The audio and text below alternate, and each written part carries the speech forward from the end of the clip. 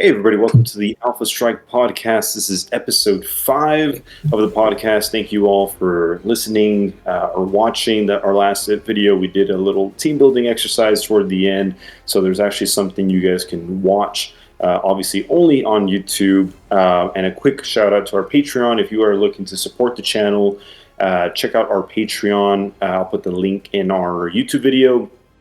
So you guys can contribute to the channel. As always, our co-host Diego Valdez is here. How you doing, man? I'm pretty good.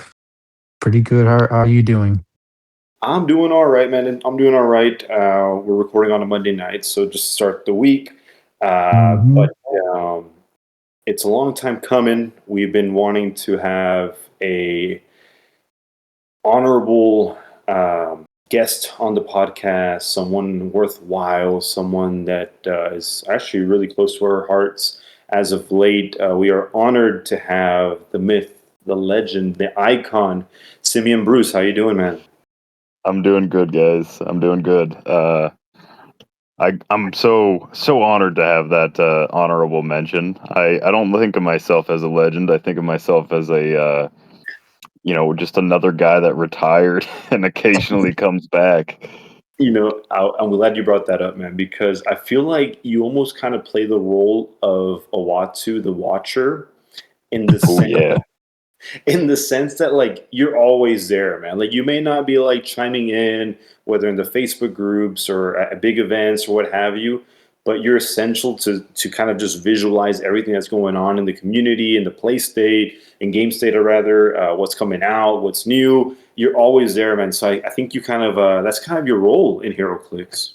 I do think I have taken like a sideline, like a Watu kind of position. Yeah. I always kept a close eye on like the Facebook groups, Yes. but even more so now, it's like such a like voyeuristic kind of like thing where like I watch, I see people post, I see like, I might even message people about it, but I never like comment. I never like make myself known that like I see things. I'm just like Oh, yeah. I'm like, hey, did you see this? Hey, did you see that? And yeah, I'm always watching, keeping a close eye on the community. Oh no, absolutely, man. And you know what? Whenever you do comment, which is once in a blue moon, man, it's the funniest things too, man. Don't It the whole is. It really community goes is. crazy. You're dropping likes. It's like the perfect timing, comedic punchline. It's like, how does this guy have the art? The art of just dropping in every like 5 months, saying the funniest shit ever, and then just never coming back, and we don't see the guy anymore. It's not That's what fair. yeah, it's not quantity, it's quality, yeah. Hey, hey, I'll drink to that, man. So, man, I have a question for you guys, and feel free to take your time on your answer. But what is, in your guys' opinion, the absolute top tier place or time to have a first beer? Okay, if you're about to pop open a beer, what's your like god tier scenario that you pop a beer open? You open a beer too. Does that make any sense? Hmm. I got a I, few answers, to be yeah, honest. I think that makes sense. Okay, what do you got, Diego? For me, I was gonna say like I said, two scenarios. My first one is, of course, if the Spurs win a Mm, championship this year, okay, that's gonna be easily one of the best ones. Basically a celebratory beer. That's tier. That's S tier right there. yes, Another S tier is literally as simple as having like a carne asada with your friends mm, and just chilling on a Friday or Saturday night. Definitely not Sunday. Sunday is like, yes, oh, you can't really do anything because you have to work the next day. But Friday or Saturday, yeah, that's S tier right there. I agree, man. I Yeah, agree. What do that's you think? hard to argue with that.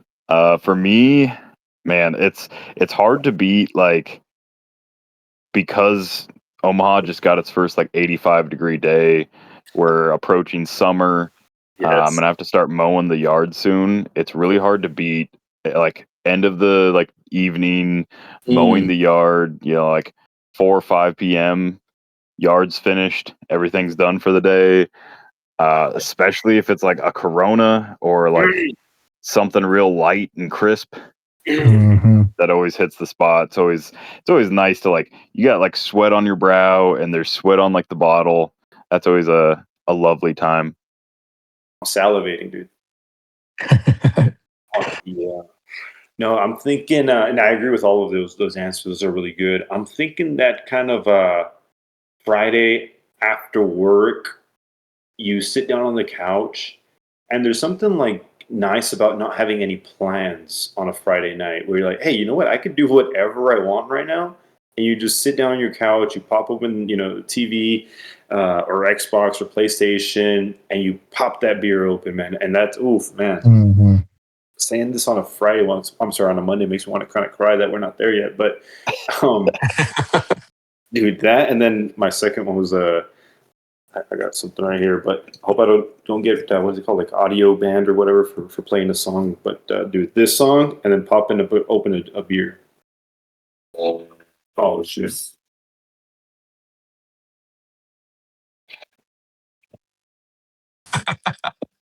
Can you hear that? Was that too? Was that No, good? I didn't hear anything. Oh, you didn't hear anything. No, I didn't hear Oh, anything. that's a depressing ass thing to do. Imagine, listen to this and you don't hear anything. Well, oh, there we go. Turn it off. Okay, well, it's War Pigs by Black Sabbath, and then I had Oh, a okay. Heck yeah. non-alcoholic beer to do it. But that's my S tier. Okay, what is the worst scenario to open a beer to, in your guys' opinion? Oh gosh, like an AA meeting probably. Opening up a beer at an AA meeting? Yeah, I mean, if you get to the point in your life where it's like still like starts with like an AM and you're not like camping or actively doing some sort of outdoorsy activity, that's a bit early. That's a bit rough. Yeah, that's pretty bad. I would say like during a breakup.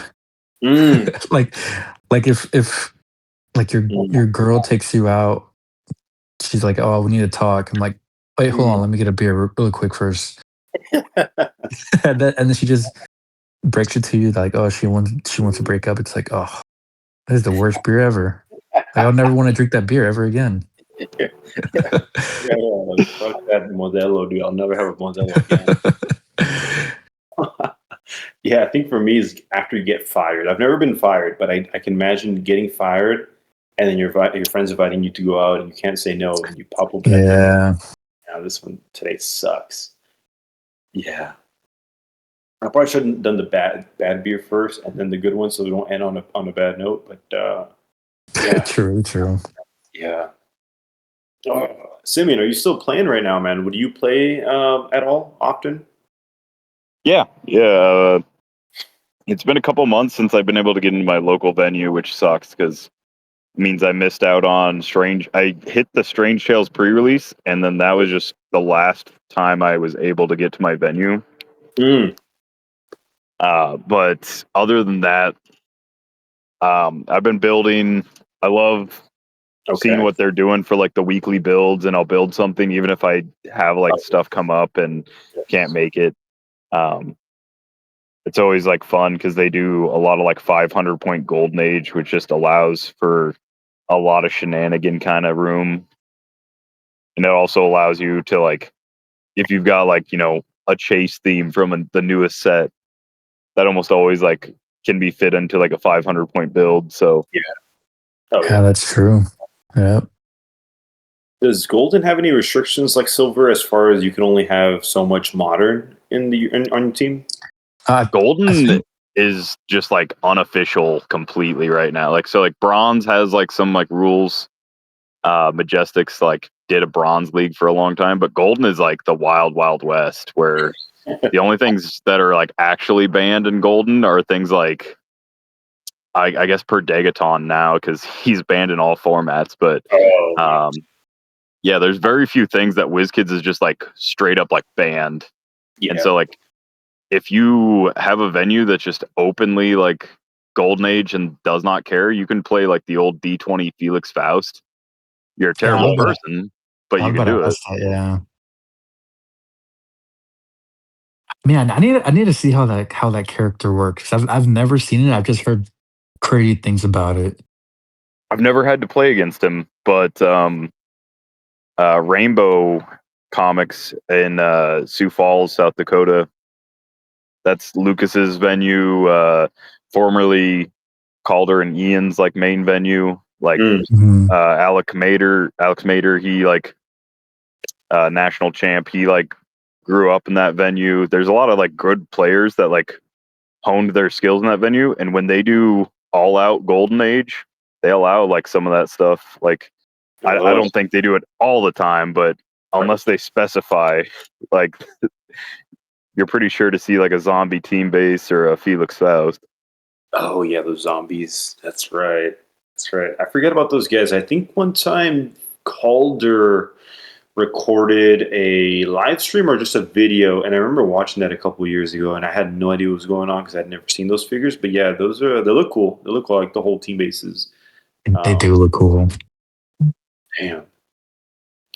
But okay, guys. So earlier today, I posted on our Facebook page. If you guys don't follow us, please do. I'm gonna probably start doing this whenever we kind of need a little help from the community to come up with either some themes or some topics, and then maybe have some things to talk about. So today, I asked, what are some big no-nos in HeroClix?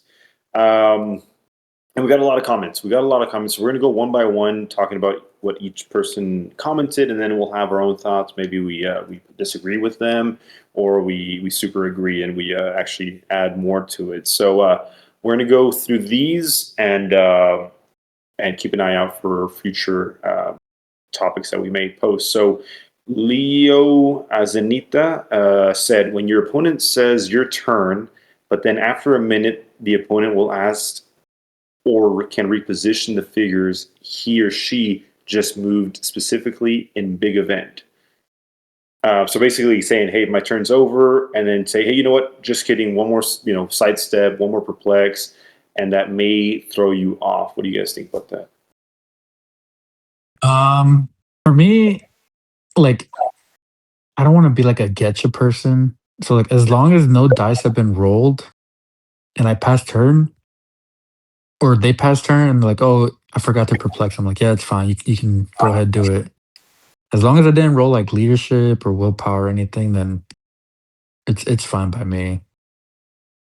Like at the end of the day, it's just HeroClix. Like we're just trying to have fun. Like it's never that serious.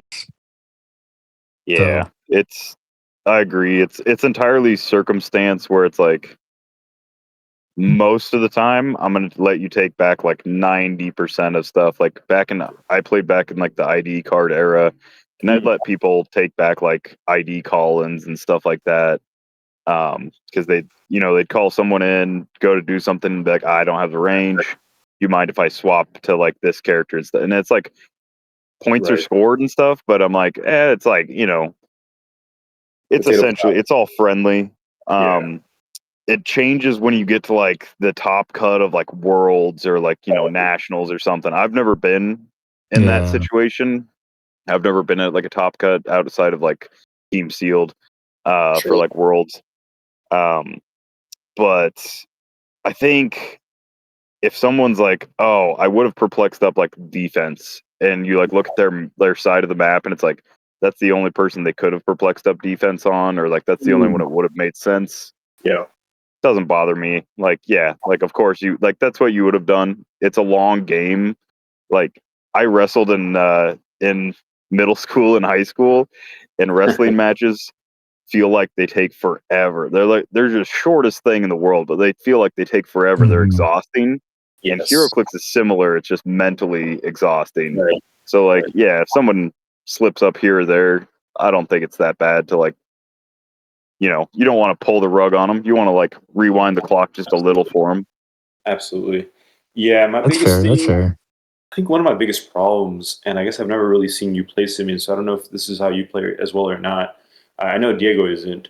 I start talking about what I'm going to do during my turn on my turn. So, Mhm. in the sense of like, I'll start a turn and I'll be like, okay, well, I have Yeah, outwit if right you here. I'm going to Yeah, yeah. outwit your yeah. senses. And then he's like, oh shit, I didn't use my outwit. Can I just outwit your outwit? And I'm like, oh, dude, I just Yeah, fuck. you're like, I've got line of fire here. This is probably like my attack. And he's like, oh, I Yeah. had barrier. I forgot I was going to use barrier. Like, that's where it like gets into the gray area because it's like, Yeah. all right, but like now that's changing what I'm doing after I've already kind of like started talking about what I'm doing. Yeah, so if it's something small like perplexes and like free actions like sidesteps, and it's not like, oh, I would have sidestepped back Right. so that like Right. you couldn't reach me. It's like, all right, but you didn't. And so yeah, it comes down to, is this am I playing in like a fun local like sealed Yeah. event, or am I playing in worlds? Like because Right. there's a big distinction. If I'm playing in worlds, I'm gonna be a lot less forgiving about stuff like that. Yeah. And I'm Yeah. not looking to like capitalize on my opponent making mistakes, Right. but I'm not gonna give them like every inch so they can take a mile. Yeah, exactly. And it's also, if you're like in top cut, like you said earlier, you also have to hold your opponent to a standard where, like, okay, you've made it this far, so you know that you have to be on your top game, to continue. So I'm not gonna let that one slide for X, Y, and Z reasons. But if you're playing just sealed at your locals, then why not? It's not a big deal. Um, Great comment. Thank you for commenting on the post. Next one says rolling dice without saying anything. Diego does this a lot. Um, Oh yeah, yeah, yeah. I gotta get better at that. yeah, I think that you play HeroClix in your head first, and then you start like Yeah, actually saying what you're doing. So I have to kind of just assume, okay, obviously he's going to be attacking my main attacker or the easy KO, and you just start rolling dice. Okay, attack here, and then I'm like, dude, you got to tell me like who exactly is attacking who, so I know whether I got shape change or what I can do to prevent that, if anything. So yeah, yeah, that's yeah, yeah. a good one. Rolling dice. I think there's a couple people commented on the same thing. Rolling dice without saying anything. Does this happen a lot in the big stages? I mean, you were just at the CCO, Simeon. So what did you see out there, man? It does. I mean, like I said, it's a long, grueling day. You're going through, like 45 to 55-minute matches, and by like top cut, you're Yep. burned out like mentally, and so you're going through the motions, and you don't always state like obviously the person that I just like gave an action token to running shot is going to do some Yeah. sort of attack, but you might not like specify who, and you start rolling dice, or you toss the dice. And the biggest problem is like shape changes have to happen. Right. Like there's a lot of, especially with like one shots and stuff, there's a lot of like Yes. things that can occur Yeah. Like before the triggers. dice are rolled. A Yep. lot of decisions that can happen, and so just rolling the dice. And I especially dislike it when like the dice is like rolled, and then we act as if that's like a finalized roll. So like let's say like Mm. you're trying to attack like my rogue, and I hit shape change on her, but you already rolled your dice, and you're like, all right, well then I would have attacked that person. And it's like, all right, well, Yeah, that's dumb. I don't like that those dice are like already locked in. Like I get it. That's the result that would have occurred, but like Right. I kind of like there's a sequence that has to occur, Yeah. and so yeah, just slowing down, making sure like dice rolls happen like in like the right order and stuff. It's mostly just shape change. I think that's like 90% of the time. It's like, all right, well I did have shape change on that person, so let me do that, or Yeah. like some Yeah. other effect sometimes. Yeah, you got to be careful with that sometimes because I feel like, say that roll hits or would have hit, you then, I'm sorry, misses. The roll misses, and then you're like, okay, well, I got to roll shape change first. The opponent may be like, oh, okay, let me, go ahead and roll shape change. Let me pick up my dice and re-roll it as if it was almost like a prob. So it goes both ways. As in, like, if you roll it and it misses, that is going to be your roll, depending on or regardless of who you target. So it's got to go both ways. If that makes sense. Yeah. One thing that does solve this, which is not like something that I advocate for, don't personally like, but dice cups. This is one thing that I've noticed a lot of.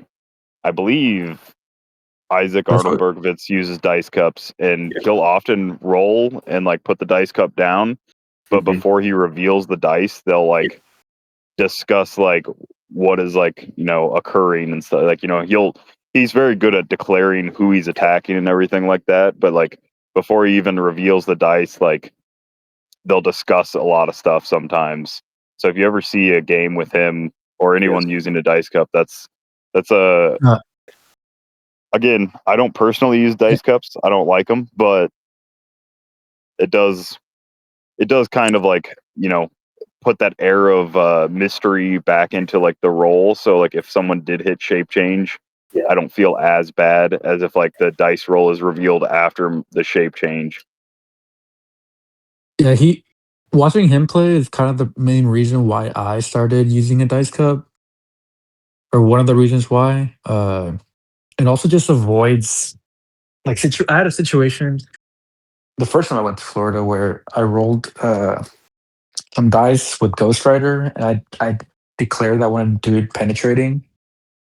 So you can't re-roll it. So I rolled it, and the dice got stuck, and I picked them up, and I assumed that he saw that it hit, but he said it was cocked, and I was like, no, it wasn't cocked. So ever since that moment, I just always use dice cups. Yeah. Plus, it also avoids like the dice falling off. So yep, big one. Yeah, I really like dice cups. Oh, no, I hate them. And the sound is so annoying, man. Especially if it's like Really? if it's an easy, like you just got to roll a 3, bro. Put that damn cup down, bro. Just use your hand. It's gonna hit. Trust me, it's gonna hit. I don't want to hear that. And then it hits. It's like, dude, no shit, hit, bro. I put that shit down. Like it rubs it in, dude. They need a 3, and they're like, let me get my prob into place. Maybe I need a PG on this. No, that's exactly what I do. Spend like 10 minutes ensuring, like, and you're like, I'm dead. Kill me. Kill me. Oh yeah. I do the exact same thing because I just had so many situations where I crit miss, and it's just I don't know. I know what you mean, but I think I'm just way too analytical. I need if I know I have an opportunity that in case I do miss, I want to be able to position it correctly. So that's exactly how I play, honestly. Dude, I mean, Diego, you recently played a figure that had like 14, 15. It was the Iron Man. We talked about it on the last podcast. Yeah. Venom, with I think like Avengers, and then a couple of it was Avengers and 2 PDs. And 2 PDs. Like you were like a 12 attack on my like 16. Like, dude, bro, you do not need any props, bro. Just freaking roll. I swear to God, bro. Just roll. So yeah, great point, Simeon, on that one. I completely agree on that, dude. It hurts even more. That we had a comment. So that comment was from Jay Hyder. We had a comment from Lee Scheidel saying on that same topic. He said people always go willpower and then roll and point to the character after they roll. No, bro, you gotta say who. Yeah, honestly, I hate that so much. Especially if it's beginning of your turn, you roll the d6 and you say that was my leadership after the result, or like that was my willpower. Like it's like, yeah, you do need to have an order of operations. I've got a local guy, and like, God bless him, he's a great guy. I don't want to besmirch him or don't want him to like sound bad, but he'll be like, I've got 2 leaderships. The red die is this guy's leadership. The blue die is this guy, like something like that. And then he'll roll both of them. And I'm like, man, it does not take any extra time to just roll one after the other. You could just say, so-and-so's leadership, roll it. So-and-so's leadership, roll it. Yeah. And now I'm not keeping track of like 2 dice and also like who you said is whose dice and all that stuff. But yeah, definitely, especially with like the willpower rolls on giants and colossals. Exactly. Because I was about to say that. Yeah, that can be a huge difference. If I don't say like I'm rolling my cosmic energy on like Right. null, and Yes. I roll and it's like a 3, and I'm like, oh well, that was for Kong, so he's gonna remove an action token. Now I'm gonna roll for like Exactly. essentially gives you like a poor man's prob on Yes. willpower. Yeah. That's a big one, dude. I mean, especially in that null, because you mentioned it. If he rolls really, really bad with a 1 or 2, he's healing equal to the result. So it actually really benefits him to be missing those. So yeah, you have to be very specific to everybody listening. If you're a new player or not that competitive and you're trying to go to a competitive event, be very clear as far as who's rolling what or what character is rolling what, who's attacking who, and give your opponent some time to roll their before attack sequences like shape changes or like Simeon said, some one shots that are out. There's so many game variant or variables that you have to be keeping track of. So I know HeroClix is sometimes we want to speed through games because we feel like 45 minutes plus isn't enough. But when it comes to these critical components that may actually waste more time, give it its time. Let it, breathe. Let your opponent kind of get there as well. Especially if they're a new player, you got to give them a lot of space when it comes to these sequences. Like what I like to do is just always point to the figure and then roll a dice. Yeah, That's what I always do. That works. Yeah, I tend to try and do that as well. Finger, not necessarily like touching the figure, but like hovering over. Right. I say like willpower, roll it. Willpower, like next one. Especially if you're running, it's like 300 modern and you're running multiples of like the same figure. Oh, yeah. That's especially like, you got to distinguish. You can't just say, let's see, like something that could have ran multiples in modern that would have had willpower. I don't know. Like KC Green Lantern, the 100-point Alan Scott. Like, if I just say like willpower Alan Scott, it's like, all right, well, you could potentially be running 3. So should really specify like which one, like point, make sure your opponent knows what you're doing. Also, like, your opponent shouldn't really be looking away from like the map, but like if they are for some reason, I usually like that's why I specify like what I'm doing before I roll is to make sure their attention or at least like audibly like I have declared it, and so like they don't have to just look and see. Yeah, no, that's a big one, dude. Also with the Ares bombs, if you're getting attacked, there's like senses you have to roll. I guess there's no really shape changes anymore. But actually, with the errata, they're just automatically hit. So there's no more senses anyway, unless it's the very first character you're attacking. Yeah, Right? the single target now. So Yeah, never mind. Scratch but yeah, that. that was when we were doing coverage at CCO. That was a thing where it was we were trying to keep track of all the sideline usage, one shots, and like things like Ares and stuff like that, and a lot of like the timing of those is like Ares like happens like in a weird timing compared to like most things in the game. So that's definitely something that like you can't just declare it like whenever you feel like. You got to like, make sure you're attacking, hitting, choosing to use blades, all those things before you roll dice. Right? You have to declare Ares before you initiate the attack? Yes, you do. Okay, yeah. Okay. Or I guess you declare before you roll blades, not the attack. Right?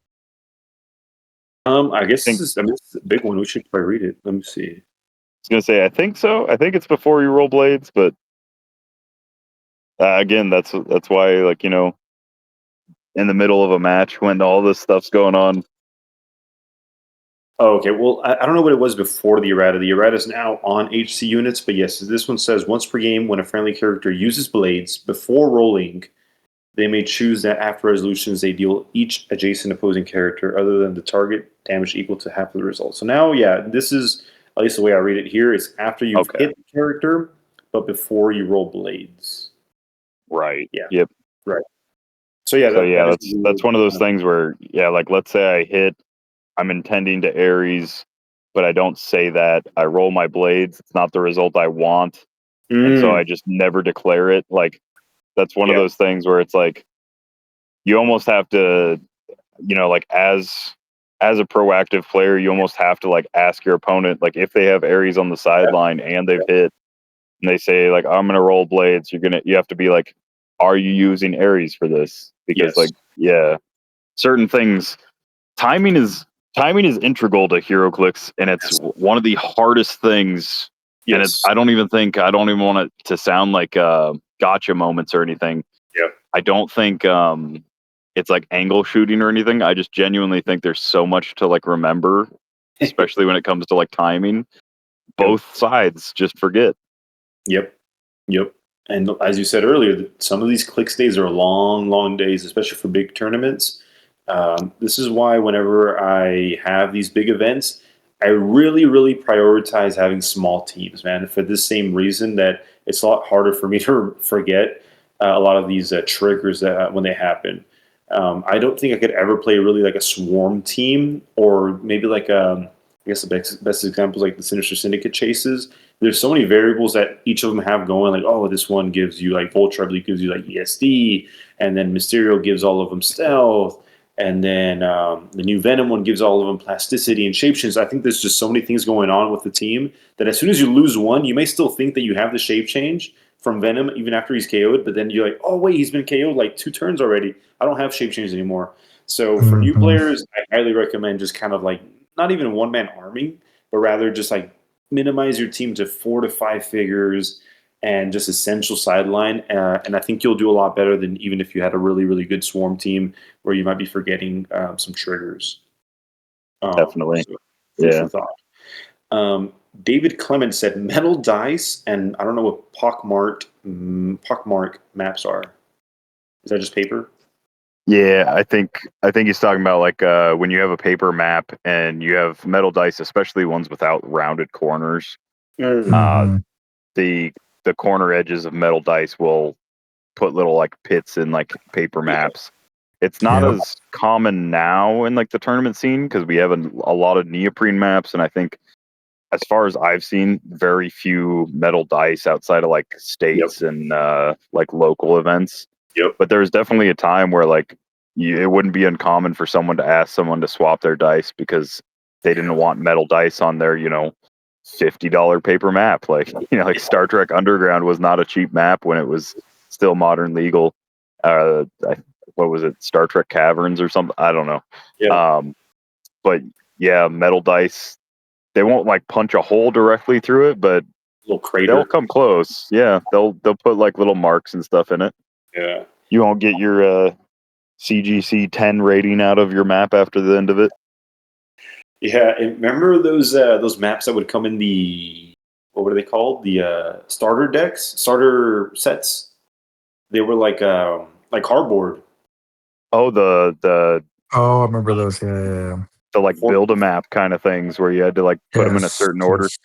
Exactly. They tried that for like Wonder Woman 80th to like X of Swords, maybe Batman Team Up, and then they stopped doing them. Yeah, I think Spider-Man Beyond Amazing was the last one because I remember. It was. They had the little not Oscar. Was it the Daily Bugle indoor or whatever on that cardboard? And I think metal dice might mess those up pretty bad, actually. For sure, yeah. This is a big one. This is a big one. I feel like this one gets a lot of people pissed. Lee Shadle said, touching other people's stuff without asking. I'm sure he's referring to HeroClix stuff, game elements. This is massive, man. Massive. Yeah. Don't click my Kevin. Yeah. Kevin doesn't even get clicked. That's the worst part. Imagine. Oh yeah, 5 damage to Kevin. He grabs it. It just turns it 5 damage. Here's the weird part is a huge part of HeroClix. I shouldn't say huge, but there's a massive part of HeroClix. Mind control gives you control over your opponent's figure. And so like I might mind control your, I don't know, like given the market and the day and like the recency and stuff like that, I might mind control your like $200 super rare.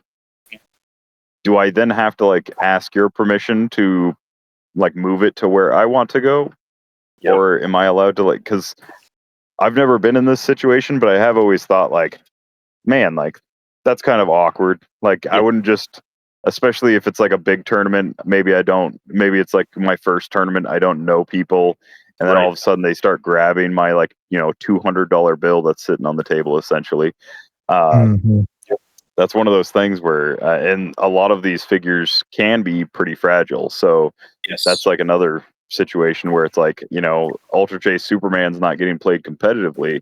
Yes. But I also don't want anyone like handling him locally. Like if I'm putting him on the map, I don't want like my opponent just to like grab him and like swing him over to their side of the map or do whatever, like, hold on. I'll move it. Where do you want it? Like, yeah. The worst thing is that usually nothing happens, like nothing bad, like nothing breaks. But in the case that something does, like with that, the Ultra Chase Superman with the flat planet, imagine, what do you even do? What do you even do? Like, there's no way you're gonna be like, okay, pull out your wallet, give me $200. I mean, maybe some people will. I don't know, but that's just where it gets so awkward, so weird. Like, Yeah, I think that happened at Worlds too, I believe. yeah, there was a situation with a Superman, Ultra Chase Superman at Worlds during a BR where it was broken. That's why I specifically brought him up, because he is a somewhat fragile figure. Yeah. But no, when Kong was released, that was something that we had brought up jokingly, is like, how many greasy hands have to touch a flocked Kong before like all of a sudden his fur's all matted down and like gross. Yeah. And luckily, I don't think that's ever really been like a problem, but it is a thing. It's like, like I've never played against somebody with like Cheeto or Dorito fingers, but like if you walk away from like your match and your Kong suddenly has like an orange coat to his fur, that's a problem. Luckily, Kong is not too expensive to replace. But yeah, no, I mean, you hit the nail on the head. That's a great point. It's just so awkward. It's so awkward, and even in mind control situation, I wouldn't even touch them. Like, hey, I would put them 4 squares right here. And I'll let them do the magic. Also, clicking the figure. Don't, dude. If I take damage, Oh yeah, it's so annoying. oh, it's gonna be 7 damage, and then he grabs it, or they grab it. Oh. Boom, boom, boom. Oh heck no, dude! I'm taking 1. I don't care. well, and there was a point like not so long ago, at least in like my lifetime, where clicking your opponent's figure was like grounds for DQ. Like that was knowledge you weren't supposed to know. Like, Dang. Oh yes, that's what you mean. Yeah. yeah, The before the cards became like public knowledge, having like being able to click your opponent's dial or see your opponent's like dial yes, was a big no. yeah. Which is weird for Diego and I, since we never were around during that time. It's kind of Mhm. weird. I mean, I guess at that point it's even like just looking at the cards, right? Because I mean, the dials weren't even on the cards at the time. But between the no card era and then we're right now during the what was it, when the dials were in the back? Yeah, from like superior foes to yeah, gosh, Batman, I think. was it Spider-Man. Batman?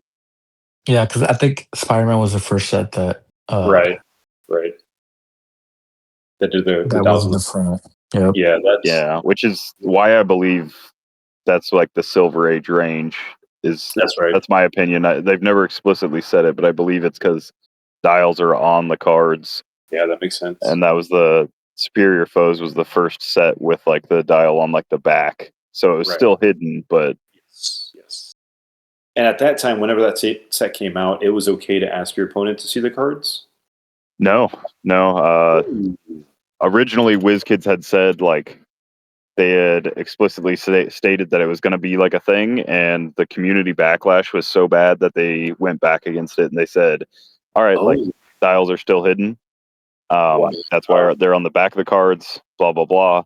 It wasn't until gosh,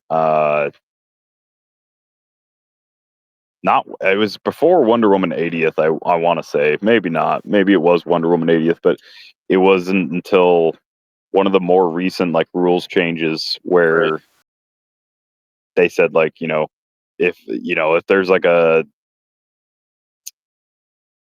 if there's knowledge like at the table, both sides are allowed to know it, essentially. Okay. Yeah. That's fair. Transparency. Yeah. I prefer it that way. I feel like it's less gotcha moments. But I can totally see how players had been playing with their own dials only to their knowledge, or only they knew what was going on. It's weird for them to make that jump where, like, hey, if your opponent asks for the card or any questions, rather, you have to answer it. I'm sure it was a big jump for a lot of people, but like I said, for Diego and I, it's just our norm, so that's the way we prefer it. What's Mhm. funny is I could actually I could pull up a HeroClix players and collectors post that I made from around that time. Talk to It me. was either Batman.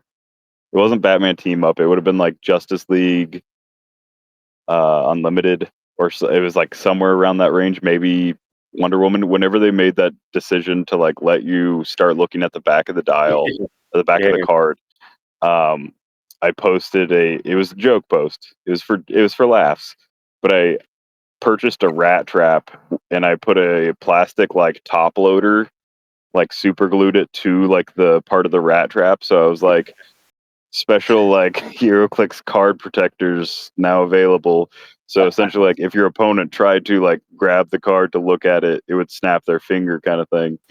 Uh, and this is so long ago. Like this was 7 years ago or more. wow. Um, but yeah, it was 28. funny at the time to me. I don't know Yeah. how many people actually thought it was funny, but like a lot of HeroClix, like a lot of big HeroClix changes, I've gone through quite a few. Yes. After Yeah. playing with them for a little while, it never ends up being as big of a deal as like it seems like at the beginning. Like Yeah.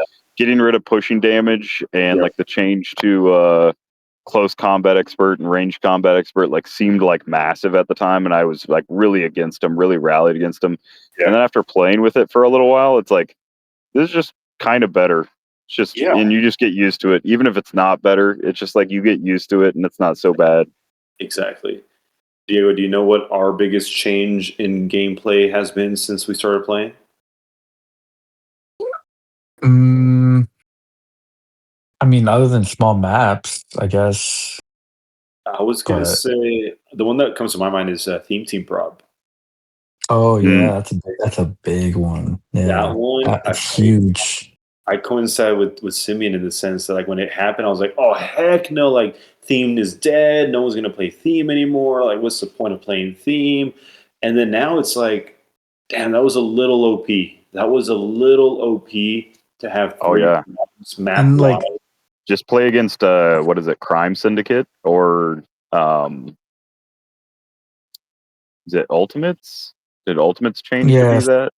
Yeah, Yeah, yeah, play against a couple teams of those yep, like casually, and you're like, wow, I do yep, not like how much prob you have right now. Like this is exactly. insane. it's and like, I love the HeroClix for Hunting's event, but each game we're allowed six probs for anything.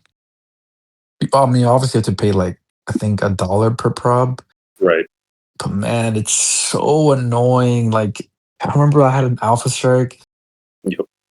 and like if I hit, I would have won the game like easily. But both of us used our probs like literally for that attack. And the Yeah. last roll it misses. I'm like, dude, this is so annoying. And Yep. that was one of the biggest reasons why they got rid of Theme Team Prob is Yep. in the article they like talked about, like they described why they were getting rid of it. They said um, most uses of Theme Team Prob are like comes down to like just like the first attack, Yep. which is kind of it's kind of ironic because that's essentially where we're at with one shots in a way now. Is like at CCO, a lot of people would refer to it as like dumping the clip, where they would just Yeah. use Yep. like 5 of their one shots in one turn, Yep. and it'd be like their first or second turn that they do that. And so um, it's always going to be like a situation in HeroClix where if something gives you like an early edge, some Yeah. like sort of tempo control, you're going to utilize it. And if it comes down to like all of my theme team probs, like if he hits this attack, then tempo's in his favor and it's going to be a uphill battle. Yep. I'm going to use all my theme team probs, and vice versa. You're saying like if I hit this attack, then tempo's in my control. I really need to hit this attack.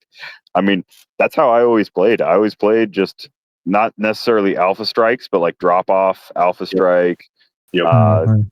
those kind of like style teams for the longest time. And yeah, if that initial attack doesn't go off, then that's I played back with like Prime Vulture. Like that was one of my last big runs as like in states and stuff was like with Prime Vulture.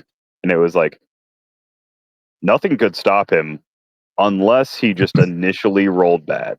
Like Yeah. if his first two rolls were just bad, then he was just done and you Yeah. were done. Like you did not come back from that. But Yep. it was really hard to bad for him. Like to take it way back to like what you said earlier, you had to roll like threes.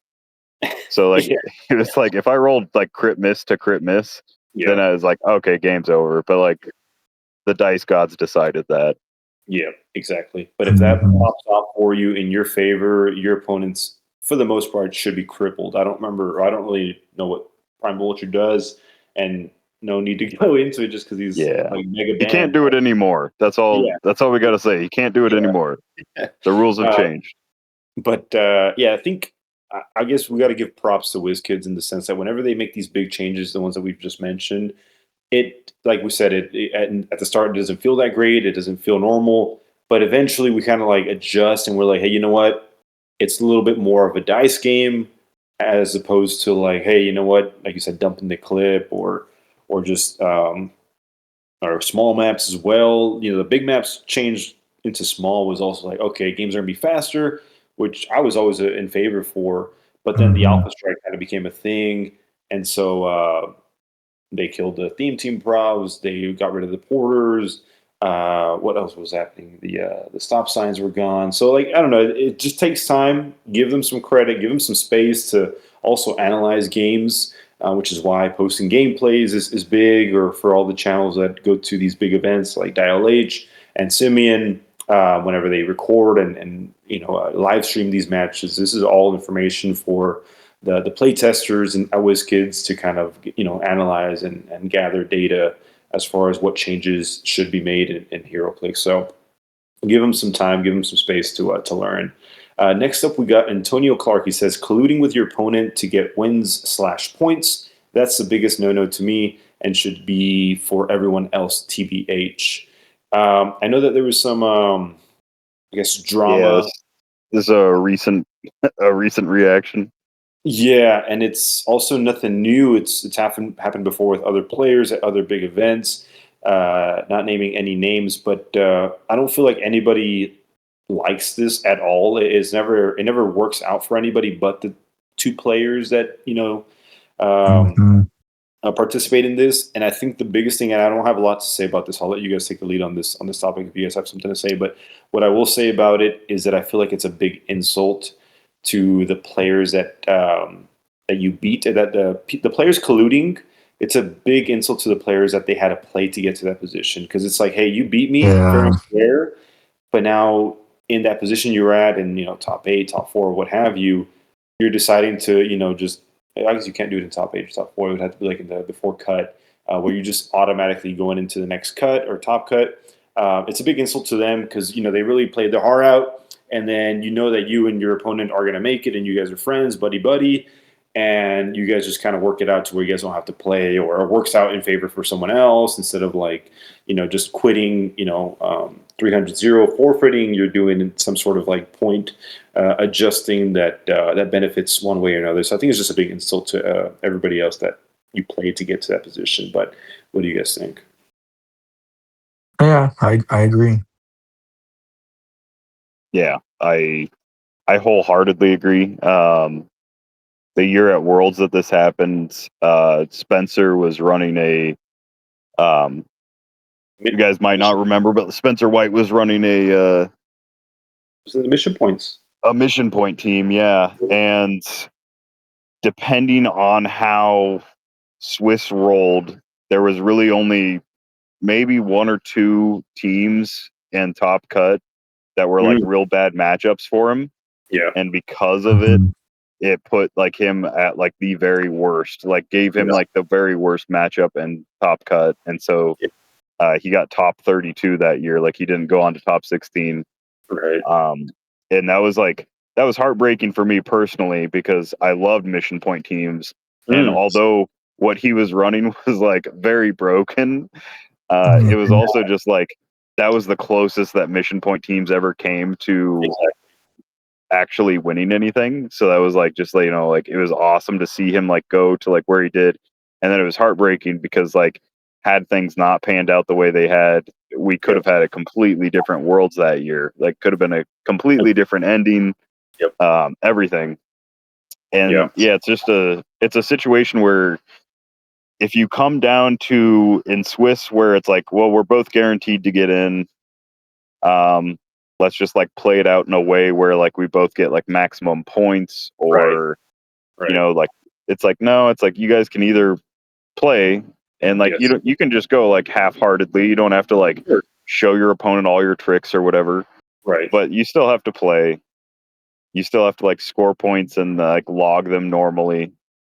Otherwise, you know, there's always the option for a roll off. One of you takes a 0 loss, one of you gets a 300 point win, and that's always been an option. It's just like there's no reason for this. And I know it was years and years ago, it was talked about with like team play where you know, like Phoenix Nest was often like out of the top 32 there might be 16 to like 20 members of Phoenix Nest, and people will be like, oh, they're probably and it was like, no, they all want to win. They all practice together, they all like play different stuff for the most part, they all want to win at the end of the day. So they're not like, oh, Matty G's got like a real opportunity this year, I'm gonna take the loss. Like that was never happening.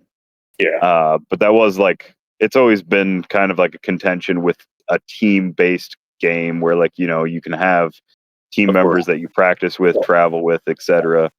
And so it's sad when it happens.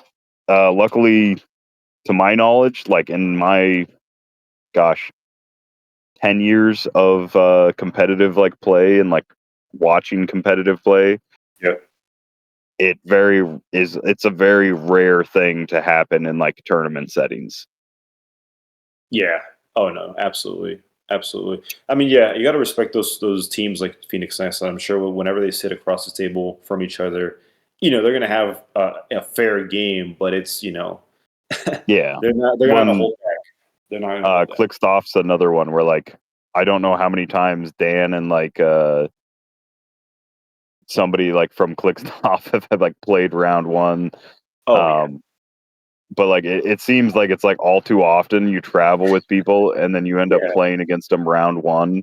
And it's like, well, round one you can't like collude because that might put you in a bracket that like you just can't win from, you know. That might be the one loss that doesn't let you get into top cut. So I know like I've seen like Dan versus Jason like round 1 or 2 or 3 like multiple times at Worlds. And they always play it out. They always fight fair. And that's just that's the competitive HeroClix players for the most part. Respect on that one. Don't collude. Just play a game. You know, you guys are out there traveling, paying expenses, hotels, gas. Make it worth your while. Next, we got Parker Autry, not declaring which piece you're shape changing for. When you have multiple pieces that have shape change that are being targeted, you don't just roll and pick which character succeeds and fails, guys. So we touched on this a little bit already, but agreed. Just be clear, transparency. It only takes a second. It only takes a second. Anthony Barnsdale says, in quotations, "My opponent said it worked that way, so I just trusted him and figured I would ask after the game was over." This one's tricky. It's a big no-no in the sense that you may already know the answer, but you're maybe counting on your opponent's maybe, what's what I'm looking for, like novice skills or the way that they interpret a card or effect, and you're going to bank on whatever they say if it favors you. If you're doing that, then it's a mega big no-no.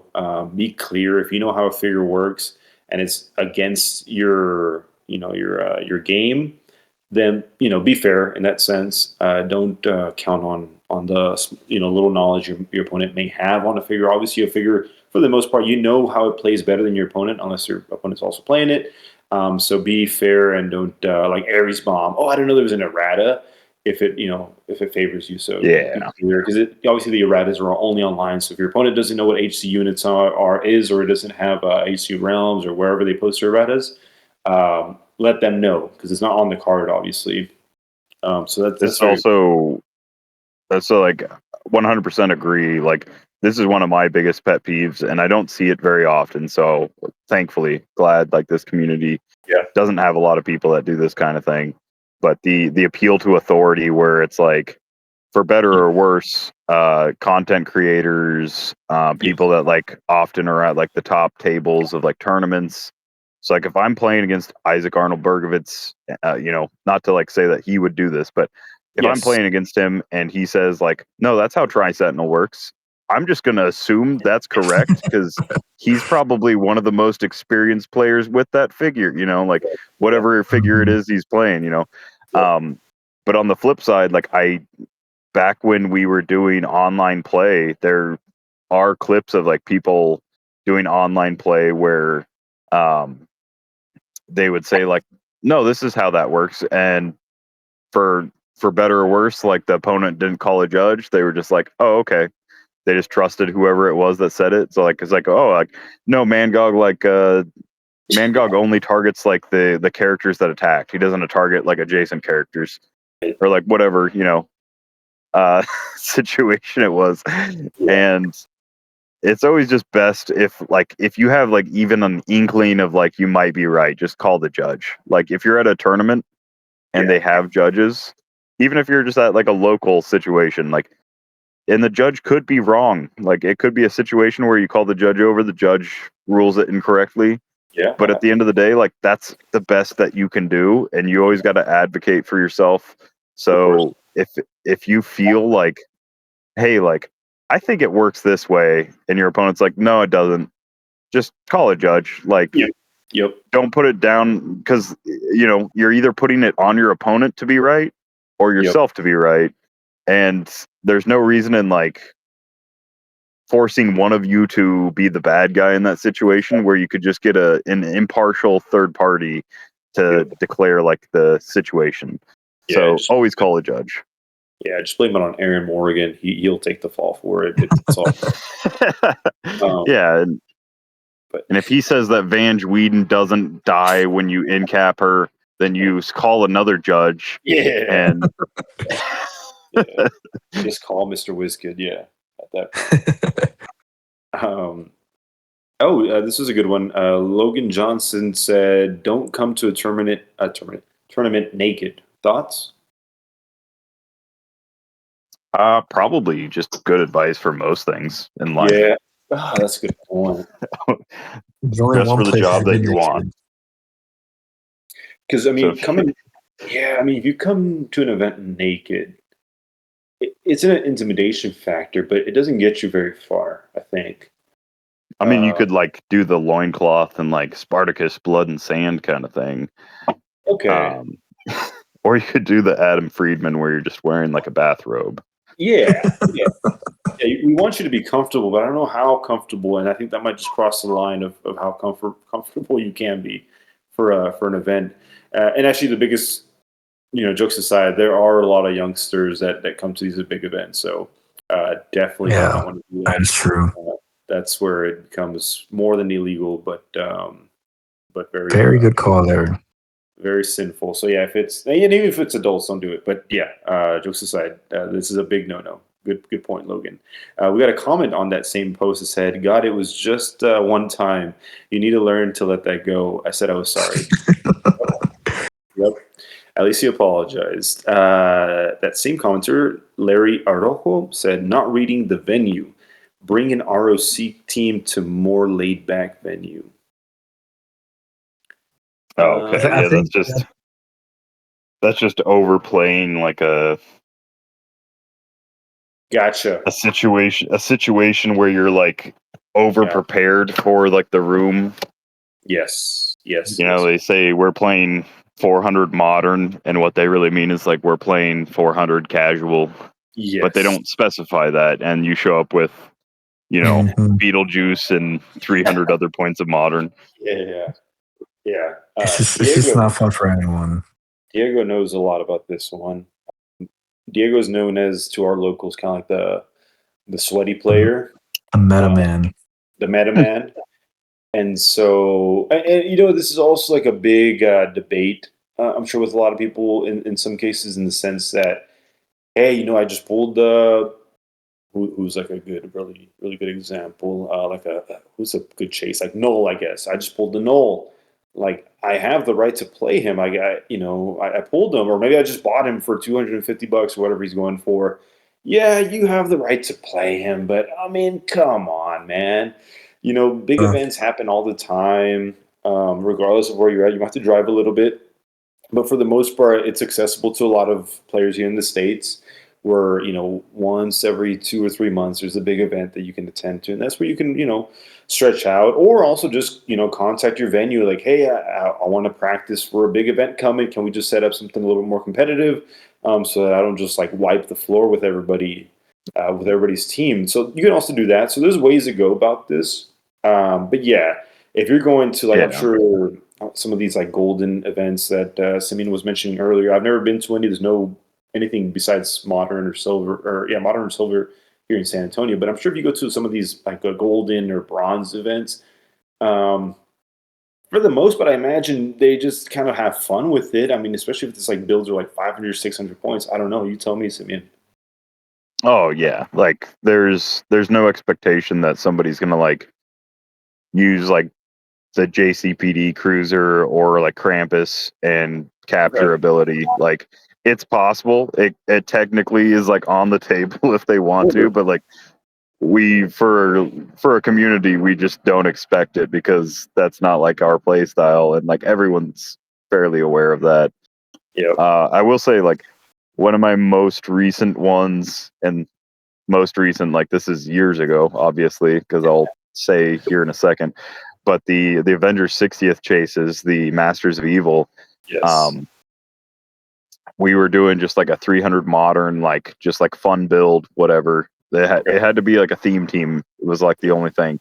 So Yeah. one guy just played all the Masters of Evil and Okay. plus like, you know, his swaps. Yes. Um so he was swapping back and forth, and it was like he did not know that how effective they were. Oh, Obviously, like oh, Masters of Evil swap was like really good. It wasn't like running a full Secret Six team, or right. Right. yeah, Secret Six from like Wonder Woman 80th team. Yes. But running like a full team of like Avengers 60th Masters of Evil like swap Yes. and just like bouncing back and forth, it was surprisingly effective when like you're going against, you know, like West Coast Avengers or like Yeah. Weapon X or like, you know, like whatever the other weird uh Yeah. theme teams that Thunderbolt. were. But Yeah. at the same time, like this guy, he went out of his way to collect these chases because he thought they were really cool.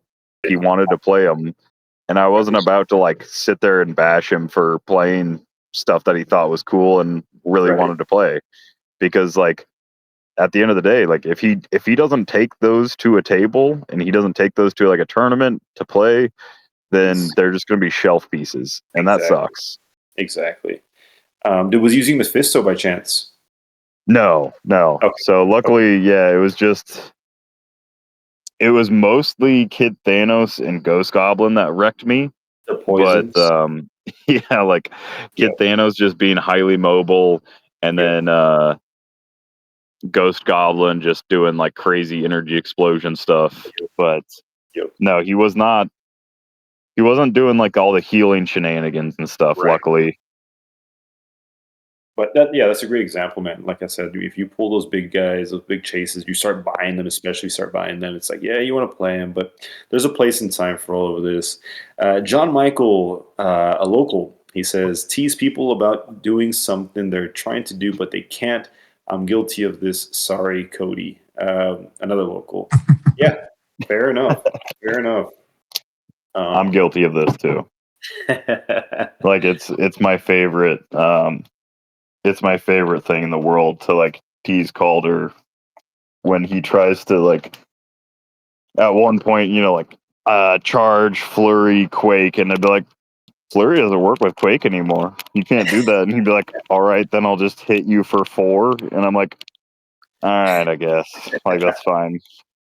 This is funny But I because do love those haha gotcha, like that doesn't work things, even if it doesn't like work out in your favor. yeah, and it's funny because John, our local, he's running a Beetlejuice team right now. So what he's actually referring to is specifically Beetlejuice because our other local Cody, he loves Spot and the Prime Black. What's it? Swamp Thing. The Prime Swamp Thing. Yeah, Swamp Thing. So, a bunch of free poofing around, generating grave markers, Spot with his spot marker, poofing around, outwitting. So, yeah, he's definitely referring to that. But yeah, Beetlejuice is a great example of also all of this because Beetlejuice does so much to the meta game that if are you guys old enough for the original Jurassic Park with the like like when he's like trying to enter the password and he's like like the little like computer guy pops up. Yep. That's what Beetlejuice is to me. It's just like exactly. It's like I'd like to charge flurry, please, and you're just like no charge flurry. Yeah, just the charge. Vanilla. Yeah, Beetlejuice is so annoying. And what sucks the most, what catches me off guard with Beetlejuice at least, it's the simple stuff that doesn't really have the biggest effect in the game. So like a sidestep, I'm like, okay, I'm gonna do this little sidestep. It doesn't change the game at all. But nope, can't can't do that either. Mm-hmm. Now, of course, when you start like plotting, to decimate your opponent, you start talking about outwits. You're like, yeah, of course, outwits can't do that. But this the simple stuff that I always forget that Beetlejuice has an effect to. So there's an event here in Texas, Simeon, about 2 hours out east of where we're at right now. It's a CCO event. I will be attending, so next week tune in, man, and we'll Diego and I were going to break down what I saw and what made top 8. But I expect to see a couple Beetlejuice out there. So I hope that my team that I built, which I will keep secret for now, hopefully I don't have to worry about a main force Beetlejuice too much. But I'll keep. Yes, Chase Loki. No one will expect it. Yeah. Oh, yeah. All right. Let's end this podcast. That's it, man. I'm not posting this. No, I'm just kidding. Imagine. Josh Howard says, body odor of any kind, rolling without declaring what for, and sideline coaches. That's got a lot of likes. That's a big one. That everyone's mentioning the rolling without mentioning what you're rolling for.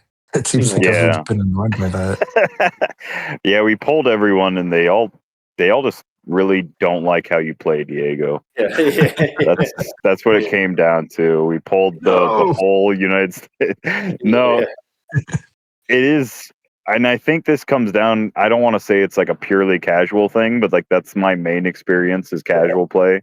Yeah. And I will say in casual play, because it's so like lackadaisical normally, because like it's so like there's no stakes.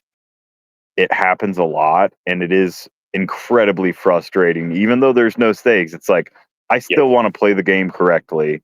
Exactly. And if you're declaring like an attack against a specific character, like I make a point to, like when I declare an attack, like let's say for lack of a better character to think of right now, I'm attacking your null, and I will say like shape change. You still have shape change. I'm gonna attack null. He still has shape change. Like I'll constantly remind my opponent, like, hey, this is the character I'm attacking, and he has a thing that happens before I roll my attack. So like that's just like one of those like things where it's ingrained in me, and maybe it's because I can't KO my opponent's figures fast enough. So like I don't go from like one to another. But like if it's a character that I've attacked already and I already know they have shape change on dial, or I already know they have shape change traded, then I'll just remind them, and that's like an extra step of like not just reminding myself, but like reminding them, like roll for this, and also like this is who I'm targeting, and then I'm not rolling before they roll, and like we're all doing everything in the correct order. Yep. As far It as helps. BO, I don't think I genuinely. There's been a few times I've been at like Worlds and like I've been like, oh, this is like a stinky little corner. But other than that, I genuinely don't think I've ever been at like a HeroClix event and been like, it stinks, like it reeks here. Like, like there's very little like body odor problems for the most part in HeroClix events. And maybe it's just because like we're still a small community, but I've never really noticed it as like a something that needs to be addressed community wide. Yes. No, I agree. I mean, body odor is a big thing in any situation in life. But I think for those that attended the Huntington's event 2 years ago, and we're in that Lucky Dice Cafe moments or that weekend before they moved, the AC was either not on at all or running really, really weak. And so if you were there, you know exactly what I'm talking about and where I'm going with this. But Alabama's it's not a cool temperature-wise city. If you haven't visited or know, it gets pretty warm, and it's like May, so it's like right before the summer starts. So we're talking like 85, 95 degrees outside, and with in a building of maybe like 100 people, and it's not a very big building if you weren't able to have the chance to go. It's a lot of small rooms. It's like 3 small rooms that kind of make up the building. Man, it was freaking rough. And even the worst part, and I don't want to make myself the victim or anything, but I was streaming that day or that weekend, and so they had me in the back room, furthest from any windows. I had no windows in that room, so all of my equipment is like running hot. If you're playing really well and you're in top table, you're probably in that room with me. So I even had some cases where like, hey, man, you're in top table. You want to play over here, dude? No, I don't. No. I'm not going to go in there. So I'm over here like running around looking for somebody else to play. So yeah, BO was a problem in that case, but not to anybody's fault. It was just more of a victim of a situation that we were in. And lastly, he said sideline coaches. Luckily, I think this is a problem when it happens. Luckily, I don't see it happen too often. I feel like most people understand, like, hey, unless you're unless you're a ref, you do not want to say anything during a match. At all. I've only ever had this occur like once, where it was like a situation that I actually like addressed it, and it was during a states tournament, and I had to say like, hey, peanut gallery over there, like please stop, because like if like we were being actively judged at the time, and I was like, if the judge isn't going to interject, then like please don't like you can keep your comments to yourself. I've never noticed it at Worlds and everything, because like obviously like in like top tables at like Worlds and Nationals, you can hear like a pin drop, like everybody's like silent and they're just like focused. But that being said, like as somebody that does the audio for a lot of like content stuff at like Worlds and things like that, it is infuriating how much like chatter happens in the background sometimes. Oh yes. And I'm like, I know the players are like too focused to like hear it, but me as somebody that's like focused on like getting rid of it, and I'm like sitting there trying to like listen for it and stuff, the amount of like stuff where it's like, oh, if he outridded right now, like he could like just do this and that and that's like one of those things where it's like, if this guy didn't hear you say that, then he might not have thought like, oh, I didn't even see that play, I could outwit and then this and this and this. It's like, yeah, if you're gonna, especially at Worlds, especially at larger events, a thing that I've noticed and I appreciate is people will just sit outside of like the room and stream the match. Because it's all being live streamed. Like we live stream Worlds, we live stream Nationals, like stuff like that. So watching the live stream and at CCO, we actually had somebody like up in their hotel room live streaming, and they brought down a figure that the person playing couldn't find. Like they had left it at a table and they couldn't find that figure. They brought like somebody watching the live stream up in their hotel room, Awesome. brought it down to like the play area, which was awesome. He ended up getting fellowship prize, so like great job him. But it's just one of those things where it's like peanut gallery. Like if you want to pop off in the live chat, that's one thing because the players can't see that. But if you're there in person, please keep like your comments like quiet. Yeah, like even if you think you're being quiet, like especially the top matches, like there's like no communication happening. There's no like background noise to drown you out. So if you're like whispering, I can pick you up. And if I can pick you up, I'm picking you up from the players' mics so they can pick you up for sure. Exactly. And yeah, that's just one of those things where it's peanut gallery. Please keep it to a minimum. And this is also to highlight the amount of high quality equipment that the LH has during Worlds at CCO, as well as the Alpha Strike, and hopefully joined by HeroClix USA. Alec Musser. So we have really good, high expensive equipment that can pick it up. So be very careful.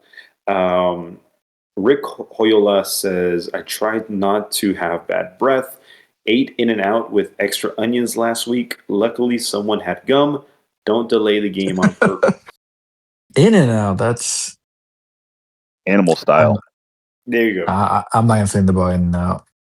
Okay. People have their likes, and I'm not gonna hate on it. The preferences. I mean, onions are in every fast food restaurant, so we can at least comment on that, right? But I feel like at this, yeah. But also, I feel like at the same time, like I never realized, like I never even noticed that like onions smell bad. Like they taste good.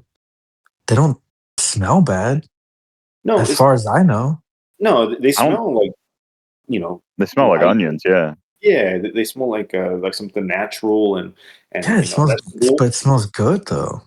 I mean, I've never smelled it on someone's breath, but like you're lucky, dude. You're lucky in that case, but it just lingers. I don't remember seeing a Whataburger when I was visiting my sister in Arizona, but I do remember there being an In-N-Out. So maybe it's just a better chain.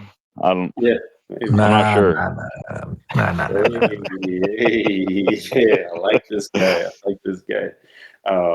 Yeah, no, that's a good point. Bad breath is a big no-no because usually your opponent is like 2.5 feet away, 3 feet away from you. At least like 24 squares. I hate it.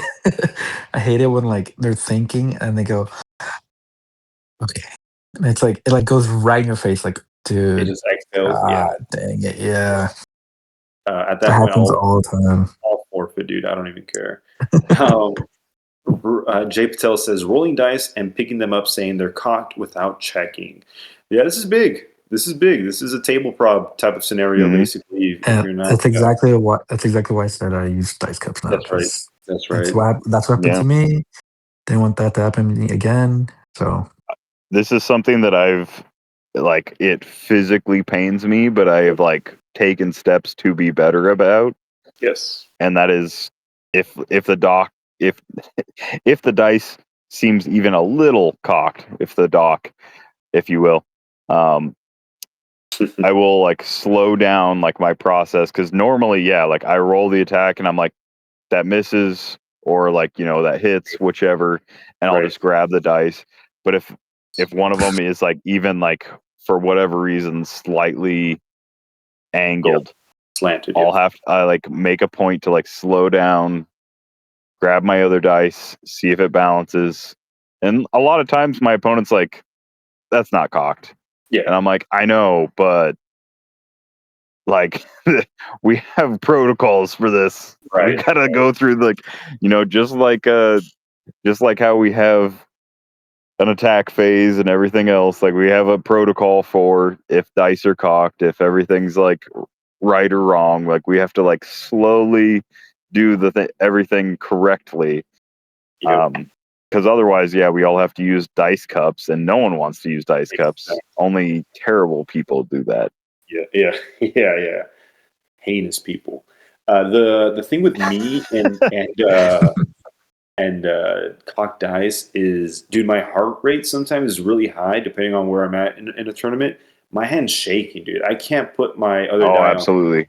So I need a judge. Judges, I'm sure, will be more than happy to do this for you. I don't want to let my opponent do it if it favors them, because it's such a doctor's surgery procedure to try to put another die on top of another die.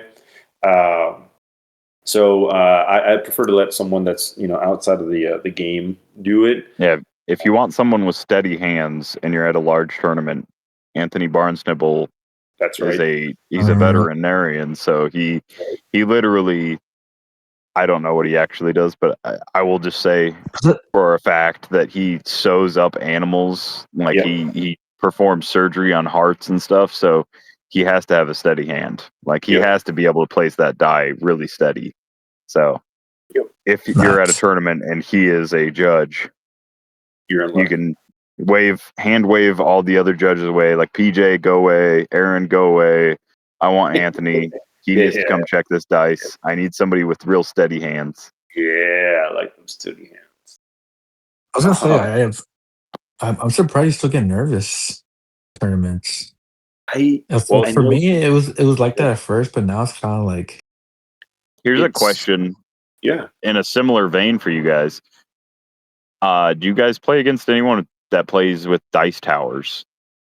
Yes, I do. So, what is your call when they go to put their dice in the tower and one goes in and one falls on the table? Ooh. Because this is like, I don't need to like shout him out. I don't think he listens to podcasts or anything, but I have a local player, Tom, who loves his dice tower, and he often will miss his it's not like an on purpose thing or anything. It's not like he could control it either way, but one dice will go down the tower and then one dice will hit the table. And I'm like, personally, like in my soul, I prefer either both dice on the table or both dice in the tower. But I know, like, in my mind, I know like it doesn't matter. It's going to be random either way. So it really doesn't matter like what the result is. But I'm always like, man, I really wish you would just put both in the tower or both on the table. But like when one falls out, I'm always like, he always asks, do you want me to put that like in the tower? And I'm like, oh, the 6 that you naturally just rolled on the table? Yeah, like I kind of want you to re-roll that, but like I never make him. Like I don't, I'm not gonna force him to do that, but it genuinely is like one of those situations where it's just like, oh man, please keep your dice in one spot or the other. Diego, what do you think? Because you said you play with someone locally that has a tower.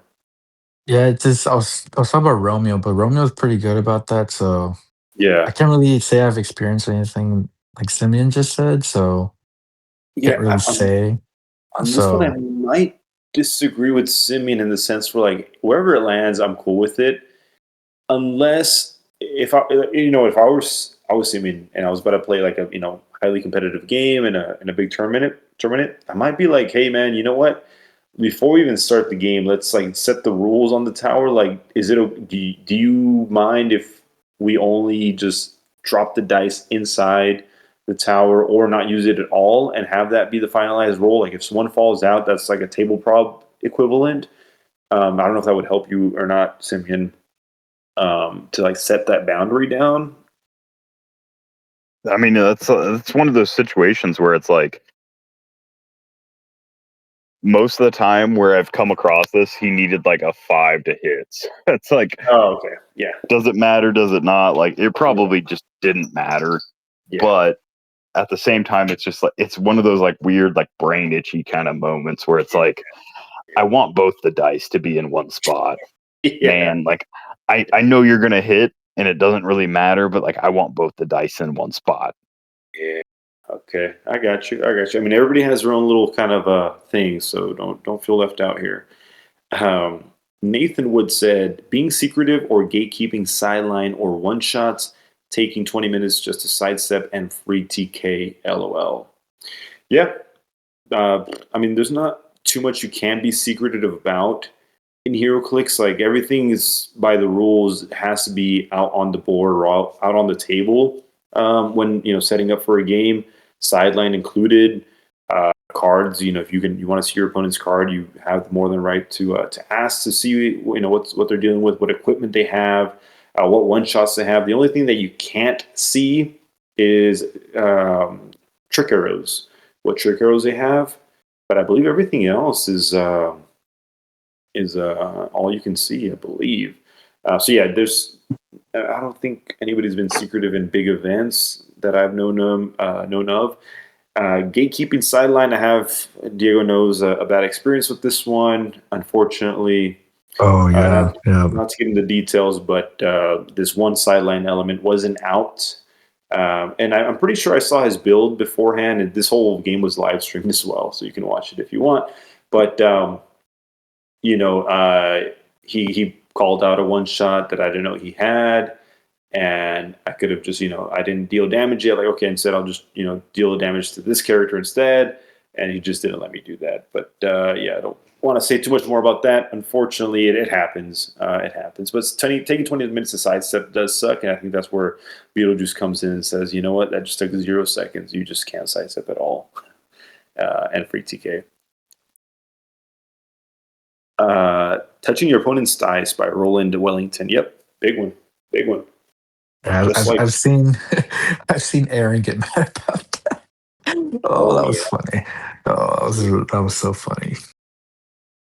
To be fair, Aaron had a point. Like this guy picked up his dice, yeah, and held them, and the guy didn't realize he was holding them. And Aaron's like, "Where are my dice at?"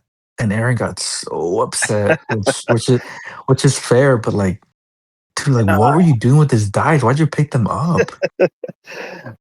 I'll admit, like, I've been confused enough in a game where I'll grab dice that I think look like mine.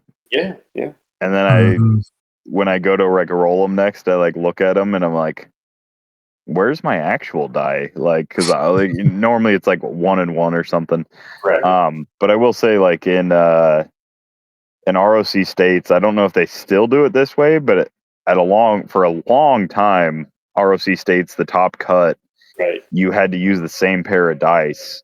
Yep. So you had to swap back and forth with your opponent. And so anyone that like lived during that era, so like I don't know when they started, like 2015 to like 2022 or whatever. Yeah. I don't know if they still do it or if they did it earlier. Yeah. But like I know top cut, you were giving a single set of like 2d6 for the two of you, and you had to swap back and forth. So it's like if you rolled like your attack and then your opponent had to roll like their super senses, they had to pick up one of those dice from your attack roll to roll their super senses. Wow. And so that was always like, one, people would say that like ROC dice are like cursed because like they would just roll horribly.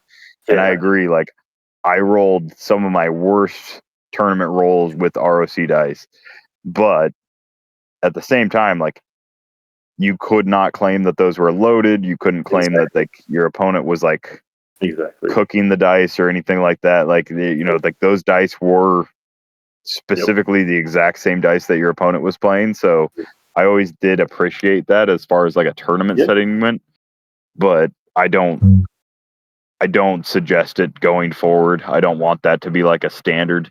Yeah. I think as long as it's, standard D6, whatever goes. Yeah, no, I agree. Other than Ian has a set of a randomly cut dice that are like oblong and like they're not like cubed. They're like they're like angled funny. Big no. Those should never be allowed in a tournament setting. Dude, in anything. I don't know why they make those. Yeah, there's like some There's also some really tiny dice. No comments have said tiny dice. One of our locals has some of the tiniest dice I've ever seen in my damn Oh life. yeah, And I have a little jar of them. yeah, no, I can't remember what game they're for. They're for some pirate game, but like they're literally, no, they're like smaller than a pea. They're like size of like a sugar cube. yeah, They're smaller than that. Yeah, I don't even know what you would actually use them for. HeroClix actually, gosh, what was it? It wasn't Action Clicks. It was like one of the precursors to a starter set where it was like the Batman like battle set or something. I don't know. It came with like 2 figures and the set of dice that were like literally just so small, so incredibly small. You could actually blow and they would like move. They were so small. I'd rather like cut somebody off in a concert line for merch than use small dice, I think. Yeah. It's got to be a sin or something, man. There's got to be there's a special place in hell for those people. Just kidding. Bruno Barreto says rolling dice without rolling it, trying to cheat dice results. Oh, okay, like maybe just like gently dropping them off your palm of your hand onto the map. This is HeroClix is so unique in the sense that there's just so many different play styles. I don't play any other TCGs or any dice games, so I have very little to compare it to. But I've in my short 3 years of playing HeroClix, the amount of different types of dice rollers and action sequence interactions, like you'll meet everybody in HeroClix, and yes, some people roll their dice a little. I don't want to say sketchy, just questionable maybe. Diego did that for a little bit. He would just kind of like Dropped gently, them. yeah, it's like a nice like 30-degree angle, and he just kind of like a little blow from his mouth, and they just fly out. Like, dude, I don't know, bro. Those 2 6s are kind of. I wish I knew the guy's name, but I played against a guy in Worlds in 2019. And he rolled his dice like he did like a full like Naruto like Shinigami like 9 palm fist kind of like, it was like it was almost like like Mother Mary like Son of God kind of like symbol thing, but like he would like shake his hand like at all 4 corners before he threw the dice. And I was like, I know it's, it's well shaken. I can't complain. Like he's shaking the dice for sure. Yeah. Oh yeah. But he was doing it in such an absurd way that I was like, I genuinely like, and he would do it for like single D6 rolls, his attack rolls, and I was just like, man, I can't complain at all because there's no way this is not random. But at the same time, this seems like not random, like a little excessive. Yeah. Yeah. Too much flair. Flag on play. Yeah, it's like generating like 9-tailed foxes behind him or whatever. Yeah. Bruno, we already saw that one. Chris Taylor, don't build a team full of Jeffs. The boys don't like that for some reason. So it sounds like an inside joke. I'm actually, this is the first one I'm against. Do a full team of Jeffs. Yeah, no, this is a big yes. You guys all disagree? Jeff Landshark. There we go. Venomized or the normal one, or both? Dude, you can do half and half. Yeah. Yeah. Half and half. And throw one lucky the like retriever in. Yeah. So that you can use give one of the Jeffs give one of the Jeffs the trick arrows, and then you throw one lucky the retriever that brings you back more trick arrows. Yeah, dude. Yeah, go fetch, boy. Then never tell your opponent which one's which. Yeah. Roll shape change for all of them simultaneously. Yeah. One of these land sharks has arrows. Yeah. You'll never know until it's too late. Yeah. And it's like the one that always dies last for some reason, some strange reason. It's always the last one to get KO'd. Michael Straight says, just being a dick. Yeah, that's a big no-no. Yep, that's a big no-no. Don't. Mm-hmm. It happens. I'll say, like, once again, I can blame myself. Like, I've been there before. Like, yeah, playing battle royals. Sometimes you just like end up in a spot where you're just like, what was it? Like 2 years ago, I pulled Prime Swamp Thing, and all of my opponents just decided to like outwit every power that Prime Swamp Thing had. So like, I went into the battle royal being like, I'm gonna win this Prime Swamp Thing because I can free place, and then I can flurry, and I can get rid of their defenses, like blah blah blah. And everyone's like, I'm gonna prob you, I'm gonna prob you, I'm gonna outwit, and I was like, oh, I did not realize. I mean, for lack of a better term, collusion. Yep. It was a bunch of collusion. Like, no, but like, I mean, the same with like Dark Side or any of the like really good things that you can pull in like battle royals, where it's just like, if everyone doesn't go against you, then everyone's just playing for second.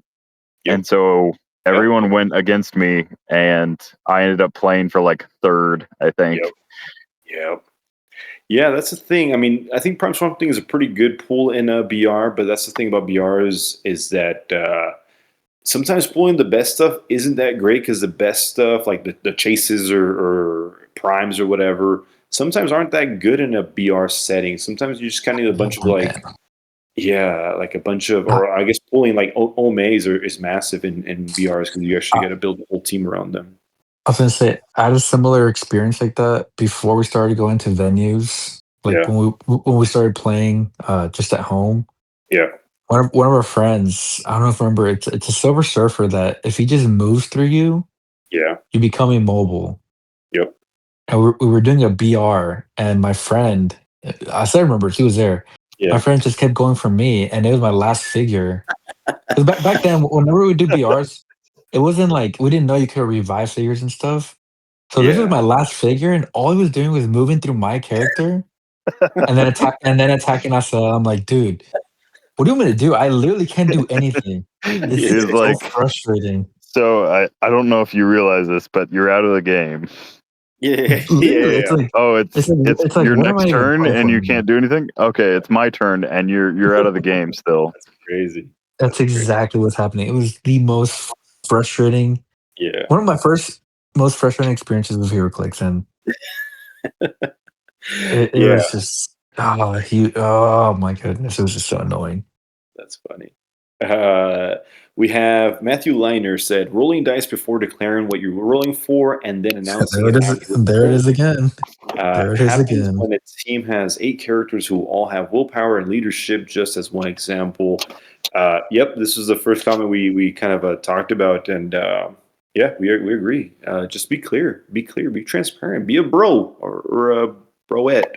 You know, Rory Zog said, neglecting to read the cards, even your own, and getting the math wrong when building your team in sealed. Yeah, that was an interesting one. You're not a HeroClix player if you don't read. Literally. Yeah. Reading is massive. No, there's building. So I'm definitely guilty of building a team in sealed that was like overbuilt. Like I thought I had 10 more points to build with, and I did not. But that being said, like the one time that I've done it, it was not like a big tournament. It was just like a pre-release. I have seen people in like larger like ROC like state tournaments, sealed tournaments, build and be like 10 points over or something. Exactly. And it's all by, it also, not for nothing, if you look at like I believe, I was going to say Deadpool Weapon X, but it's actually, if you look at like X-Men 97, like the Wolverines, where like the sculpts don't match the cards, like the art does not match. Yeah. So many people in sealed did not realize that they were playing like the different Wolverine. They were like playing like the common with like the uncommon card, or they were playing the uncommon with the common card, because the card art just did not match Exactly. the figure. And so yeah, that's just one of those things where it's like, it sucks. Hopefully it never happens at like a large tournament. Yes. Hopefully it never happens in like the top cut kind of thing. But at the same time, like if it does, it does. Like I don't know how to fix that. That's just like it really can just kind of happen in any kind of situation. Yeah. What happens a lot sometimes is either with one shots or sideline elements that cost points, especially in sealed, like one shots that you just may not account for when building your team. So, pro tip: I've seen Diego do this.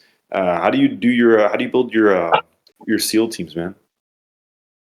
Oh, I always so ever since HC units came out and it allowed every venue to use it and make sealed events. Like, if you ever check like the standings, you can see the teams that people build if they build a team. But if you check at any venue that I play at for sealed, you'll always see a team that I built. So what I do is just always build a team on HC units, Yep. and then enter it into the tournament or the sealed event.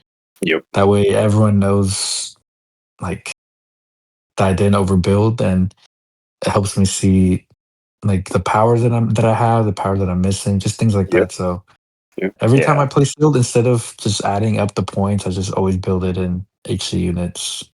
Pro tip.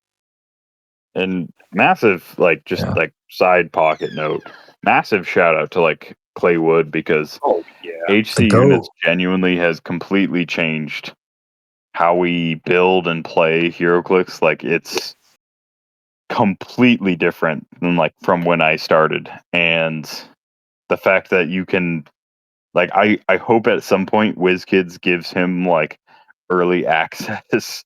Not Yes. necessarily like where he's like revealing figures or whatever, but I hope they Yeah. give him like early access so that he has entire set lists like for Yes. pre-releases and stuff because of that kind of thing, because it's genuinely so much better as like a tournament structure, and just like as like the way that he lets you check to see if like your build is like correct, or Mhm. you like, there's so many posts on Facebook where it's like, I don't know why I can't add this, and it's like, Yes. well, did you do this and this, or Yep. like, do you already have a prime, like, like those kind of Exactly. things. It's Yep. hilarious, and it's also just, it's awesome. Yeah. Always just like it's There, silver. It's all Highlander. You can't have two there, Jeffs.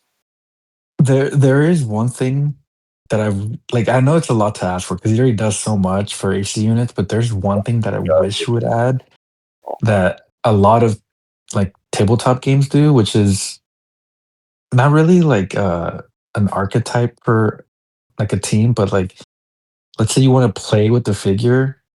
I wish you could click on it and see like a team that's already been built around it and how No. well it did like at No. a No. tournament or something. I would like that. No. No. It No. lets Don't. you it lets you get ideas like Yu-Gi-Oh does that, Magic does that. So I would like to see something like that. And I think it'd be really helpful. So yeah. I I think disagree. that question actually came up with if you guys didn't watch the live stream on day 2.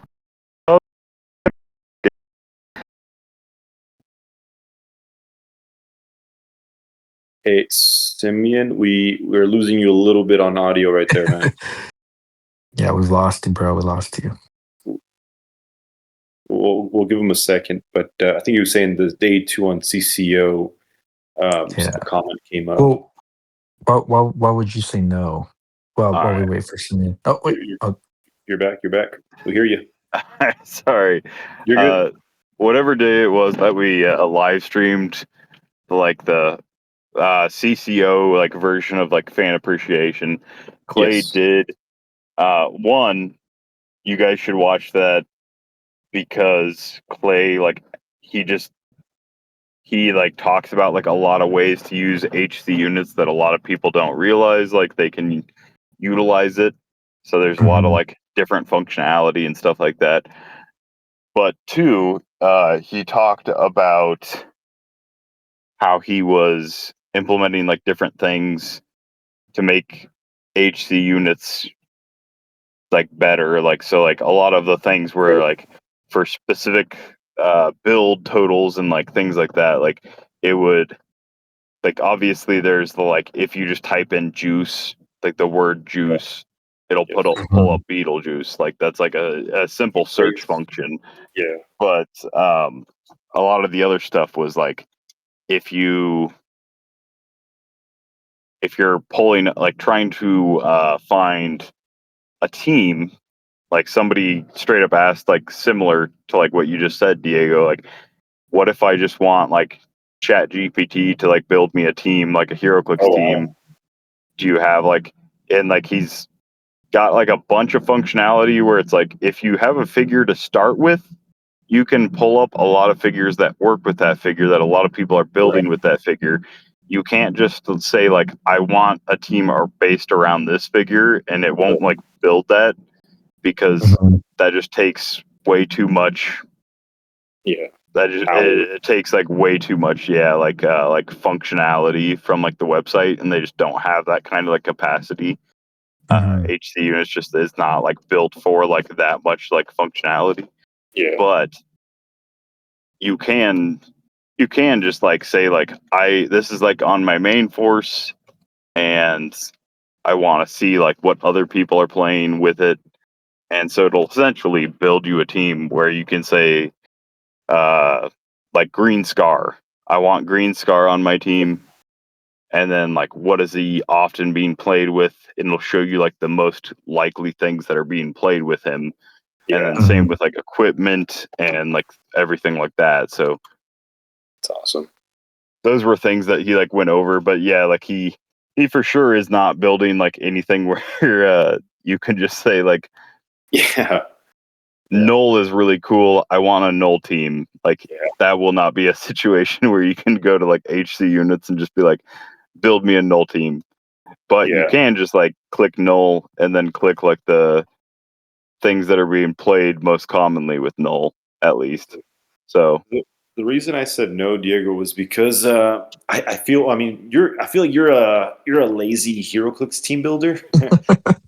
And so what I want to prevent is having too much ease when it comes to not being able to have unique teams, and so I know what you do sometimes is that you if you like a figure like like a Prime Rogue, you'll go see the last Prime Rogue team that either won the event or got really far in it, and you'll just duplicate it, and that's cool and all, man. I just feel like with so many options in HeroClix and even just modern of different synergies you can tap into or effects or what have you.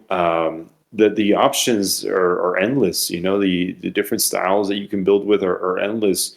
And so I like that when I go to big events or any size events really, and I see a guy or a person with let's say like I guess it kind of leads into our next segment that we're going to start up in a bit, but like a B tier figure that's being played and built around and really like enhanced with everything that's available in modern. I'm like, dude, this is freaking awesome. Like shout out, I don't remember the guy's name, but he played the Spider-Man chase from Spider-Verse, the Mjolnir one. He's like 55 points or something like that. Like he's a decent figure on his own. He's like definitely a B tier figure. But if you build around him and you really dedicate some support for him to kind of really pop off when Ares was what it was before, and I was like, dude, this is awesome. He beat me, and I was like, I'm glad you did, man. I'm glad you did. This is such an awesome build, and that's not something you would be able to find in those kind of whatever you were describing earlier, Diego, like archetypes maybe. And so I want to stray away from too much of the same stuff, especially now that we're seeing like Tri-Sentinels, and that's something we talked about today earlier, Diego and I, in a chat. It's like just seeing 5 Tri-Sentinels is something that we should probably be ready for. And unfortunately, yeah, probably, especially how effective he is against, for reactions. So yeah, hopefully that doesn't happen. But yeah, I guess sometimes people need a little inspiration. I guess that's not a bad idea, but be unique. Last but not least, Alec Musser says, and I quote, "Farting on the map in the middle of a game is a big no-no. After years of doing it, we had to set a rule in place where it's an automatic DQ. We had to do this with using a sword on a player when they used blades, claws, fangs." You know what? Farting is an intimidation factor, so I'm gonna have to disagree with this one. I think it asserts dominance. It asserts kind of like alpha genes and alpha presence. So no, I think farting should stay in the game. It's a big yes, yes, fellas. No comment. Okay, just me. I think as long as poison's still in the game, farting should be allowed. If I can free action poison, I can free action That's a fart. good Yeah. one. That's a good one. Oh shoot! So you're saying even if Beetlejuice is out, if you fart, that counts as a poison? Yeah, that's like a poison at no cost. Where That's like Yeah. I'm that's like a essentially 40 poison. poisoning. Yeah, I'm poisoning at no cost. Beetlejuice can't affect that. Train poison while we're at it. Yeah, I did. Oh, you're freaking salivating again, Simeon. So, as we're going to close out this episode in a bit, but before you do, I want you to build a team for us. What we're going to do is we're going to give you a. This actually is a pretty good figure. I think it's a little bit better than a B tier figure, but the segment goes as is. I give you a single figure. And all you got to do is build around it. You will have to main force it. So you can't just toss it on the sideline and then build your meta modern team. But as far as equipment, sideline, everything is up to you except for this one figure. The figure you get to build with is unfortunately one that we forgot to talk about last week when we were talking about all the Venom chases. You're getting the common slotted rarity chase Eigenrack in the Venom set, number 14B. I don't know how to pronounce it. I'm going to say Eigenrack. It's kind of what it looks like. I'm going to read them really quick. If you want to, here, I'm going to start recording the screen now. I'll do a quick clap so that I know where it is when I do the merging. So I'm going to read the card for all the viewers. So now if you're watching or you're listening on YouTube, now you're seeing my screen now. If you're on Spotify, then you can just kind of follow through the audio. Eigenrack, he's a symbiote, armor, future, monster, and warrior. He's got a trait says solid physiology. Jeez.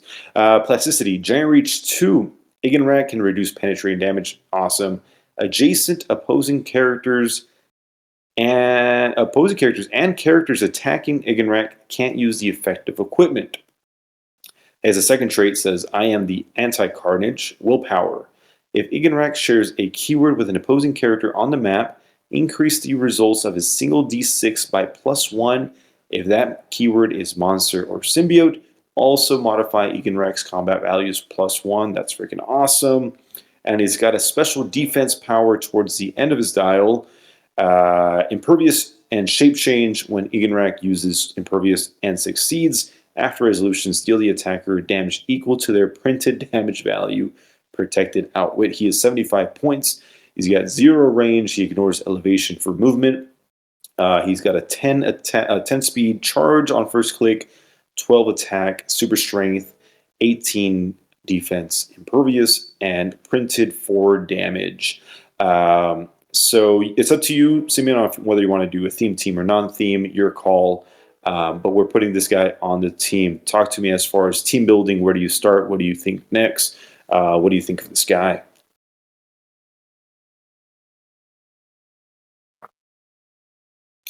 Well, normally I would stick with like a keyword. So like monsters, like obviously like the easiest one.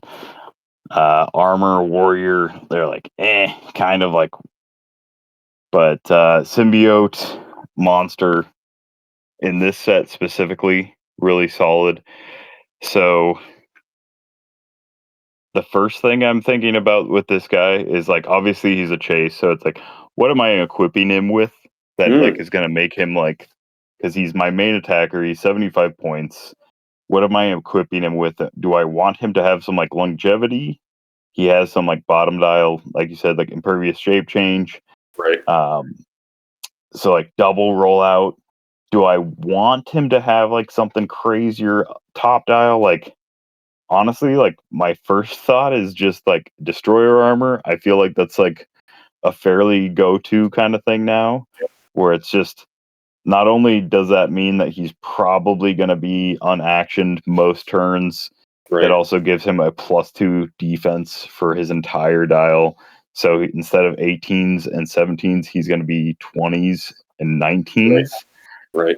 And then I feel like when it comes down to like his single D6 rolls are getting increased for monsters and symbiotes, so I'm just gonna build around that. And this set itself is like just really good for building around that. If I want to, I think like the like super rare prime venom, obvious like really good symbiote monster. That's like a whole like class of its own. So I don't think we need to like add him because like you could just build a whole team around like just that character itself. Exactly. So I'm gonna say I'm gonna go silver, and I'm gonna say we're gonna start with reverse carnage again rack. We're gonna start with reverse carnage. We're gonna add the Avengers Infinity Groot, who's also a monster. He's 20 points. He will give you a leadership. He will give you a retaliation that doesn't really matter. He'll give you 2 walking woods in exchange for 1 Leslie Evans that your opponent will take. Yes. So that's 95 points for just that little bit of monster. I would really like to see him not have to worry about outwit. Ooh. I don't know if Ace. I was gonna say I don't know if The Galactus. the Galactus is one option. I would prefer the Wheels of Vengeance, the Ghost Rider that Oh Oh yeah. that Joe won with. yes. 40. He would be restricted though, just FYI. Is that the restricted unit? Yeah. But gosh, that's such a good restricted unit because like now I don't have to worry. Yeah. I don't have to worry about outwit. I don't have to worry about pulse wave. And I feel like all those traits, those 2 big like traits on again rack is like I like them. Yeah. I just, if they get pulse waved, then like they do nothing. And so like I especially like them if they do stuff even after he's pulse waved. So let's see.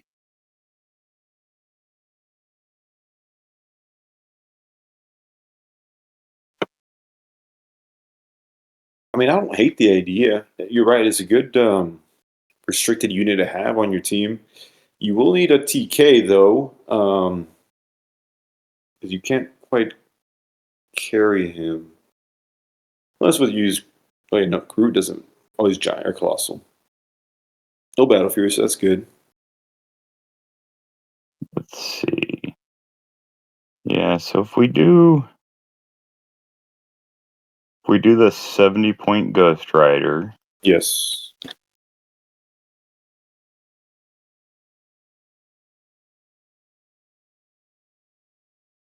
We're at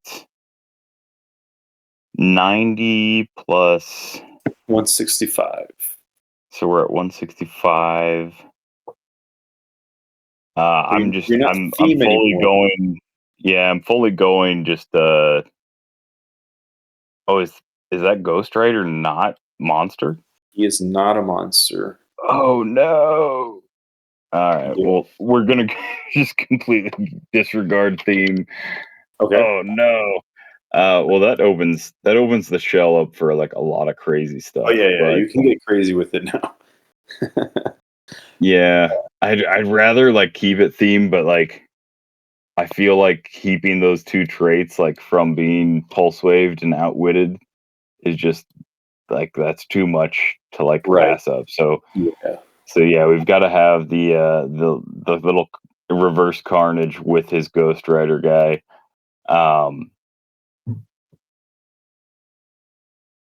Gosh, Trying to think of some other I'm ways. keeping Groot. I love Groot. I think Yes. that's like we're sticking like Silver Age kind of like style. And then we'll go. I mean, we might as well. Is Kevin one of the restricted items? I I believe believe he is. Yes. Yeah, I was gonna say. Okay, that makes too that much makes sense if sense. Yeah. he's not. Um. Oof. I mean, you don't. Yeah, you don't even care about theme anymore. I was looking at monsters again, but yeah, there's no point. I mean, what was your Oh, prime? What was your support? oh, my prime is just if I'm breaking theme and I'm going silver, then my Yeah. prime is just 100% black leopard. Oh, okay. Oh, he. Oh, Like ooh, he might be restricted actually. he probably is. I'm pretty sure Yeah, he actually also is he restricted. is. He is. Yes. You're Oh so no. good. You're good. Uh my favorite Yeah. prime. Uh Is he a monster though? I wonder if you could. He is not a monster. I was gonna say maybe we could work it out with Is Shredder. the destroyer armor restricted or no? oh, Oh, that might also be one of the restricted items, yeah. yeah. I It, think it is. Unbelievable. It is. we just genuinely go with um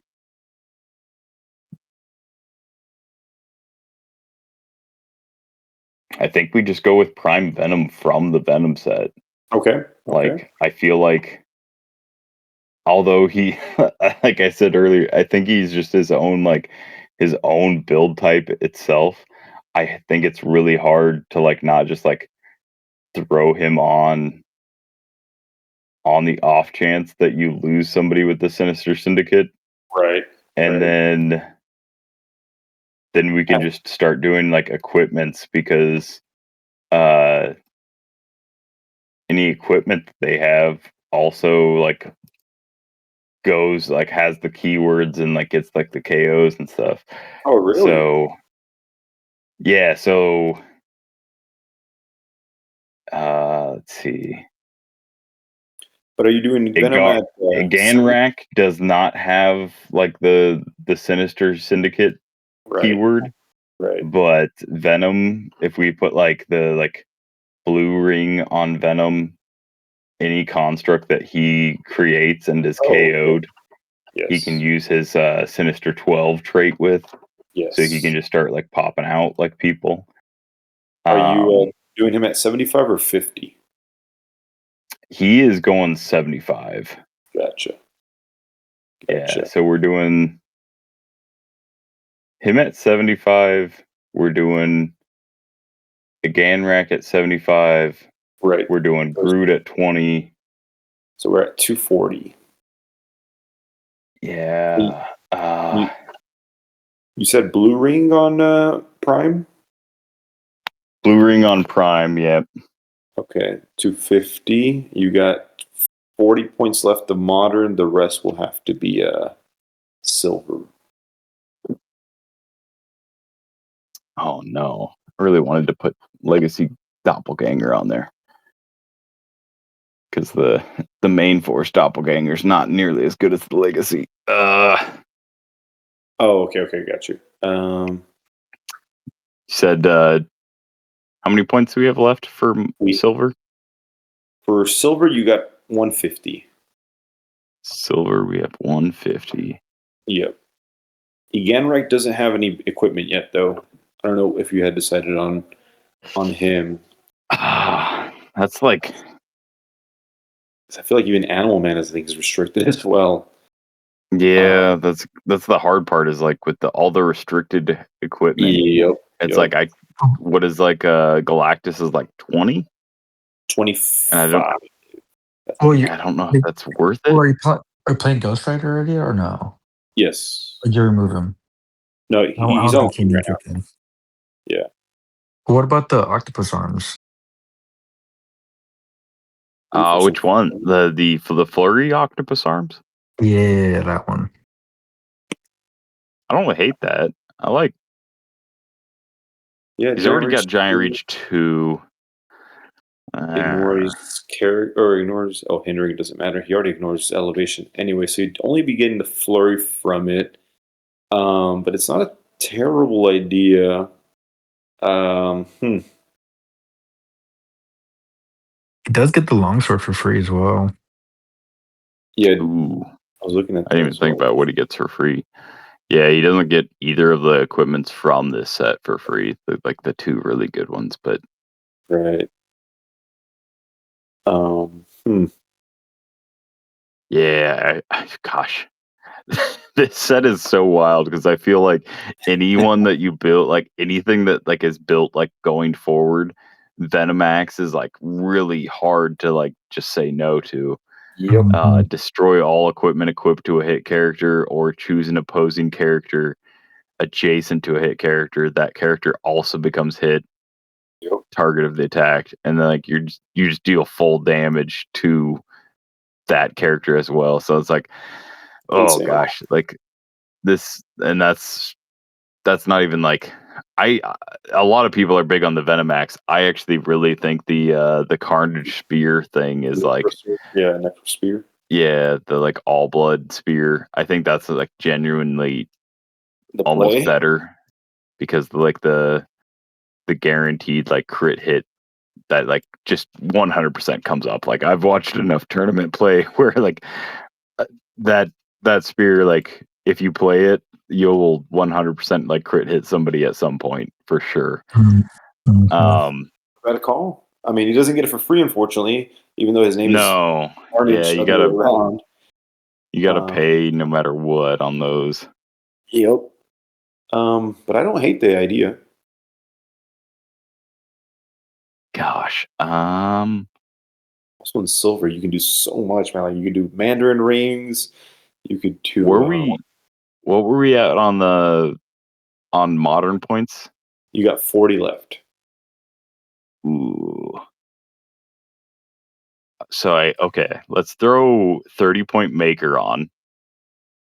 Okay. From Venom as well. Because I'm gonna give a power generate equip symbiote prototype to the Groot. So my big boy 20-point Groot has shape change. Seems like a waste, but he's also got sidestep, TK, outwit, so it's not like he's doing nothing. You know, he's doing some stuff. He's doing some stuff. And then you got 10 points left of modern. Yeah, I don't think anything. I mean, other than equipment, maybe there's 10 points of equipment that we'll find, but one shots for sure. Yeah.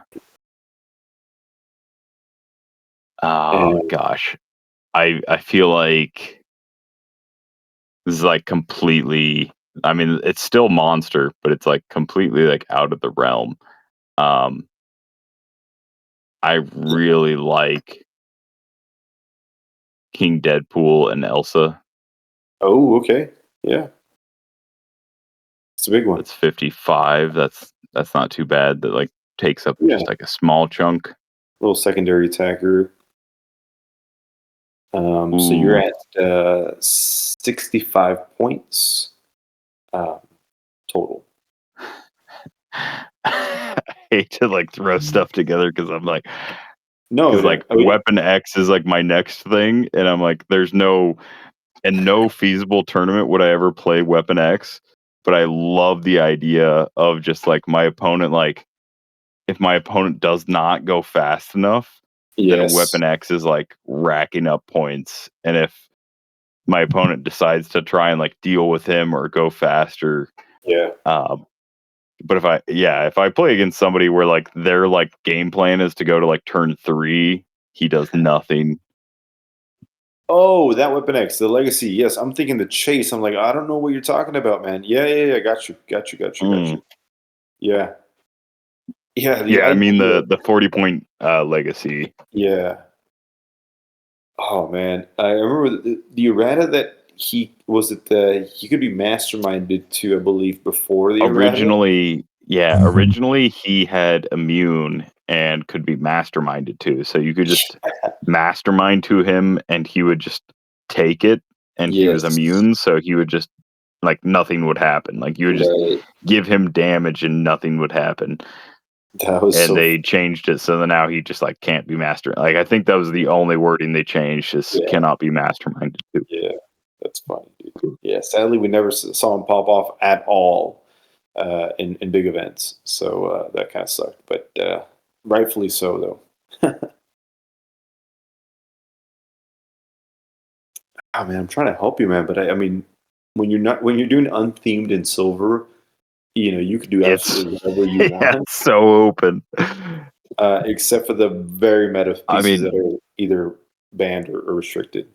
Yeah, I haven't been keeping up with like what's banned and restricted. So it's like, like 30-point Dark Phoenix is like, Yes. I don't think she's restricted, but that's like a ridiculous retail thing. Hey, why not? I mean, let's see.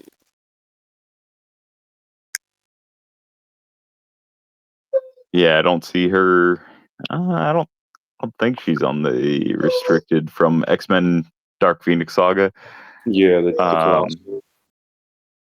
Yeah, and she's one of the few that does not have colossal indifference, so she can retail and then also just like punch, so she can heal up every time, and every time she manages to hit, which doesn't put her like crazy high, but it does like make it like, potentially she has a stop click that like they have to deal with. Yeah, I would toss her in, man, honestly. And at that point, you would have 35 points, which we still don't have equipment on Ryder. We don't have equipment on King, Deadpool, and Elsa. Carnage Reverse, and of course Maker, but but then you wouldn't be able to equip. Oh yeah, you're trying to equip Groot with the shape change thing with Jake. Yeah, I think you put the arrows for free, or I don't know if the arrows are restricted. Oh, that's right. I was gonna say King Deadpool does have marksman, so if the arrows aren't restricted, then they just get those for free. They are restricted. God dang it! Yeah. Ooh, motorcycle or health cycle, are they restricted? They are not. This should Animal Man. Animal Man is. I was gonna say Animal Man has to be. Yeah. Yes. He's so good. So health cycle, we got the options for hypersonic with health cycle, and on motorcycle we've got the options of charge and senses, which that's actually a good play. He doesn't ever get senses, and if you do play against another monster or symbiote, your +1 combat values, which is half chance senses.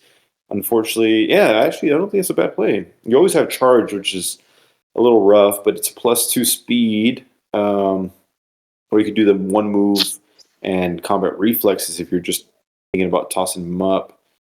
Let's see, health cycle gives us leap climb, and then if we do the one shot, the leap climb one shot, it gets you out of danger. Yeah. Huh. That's fair. Which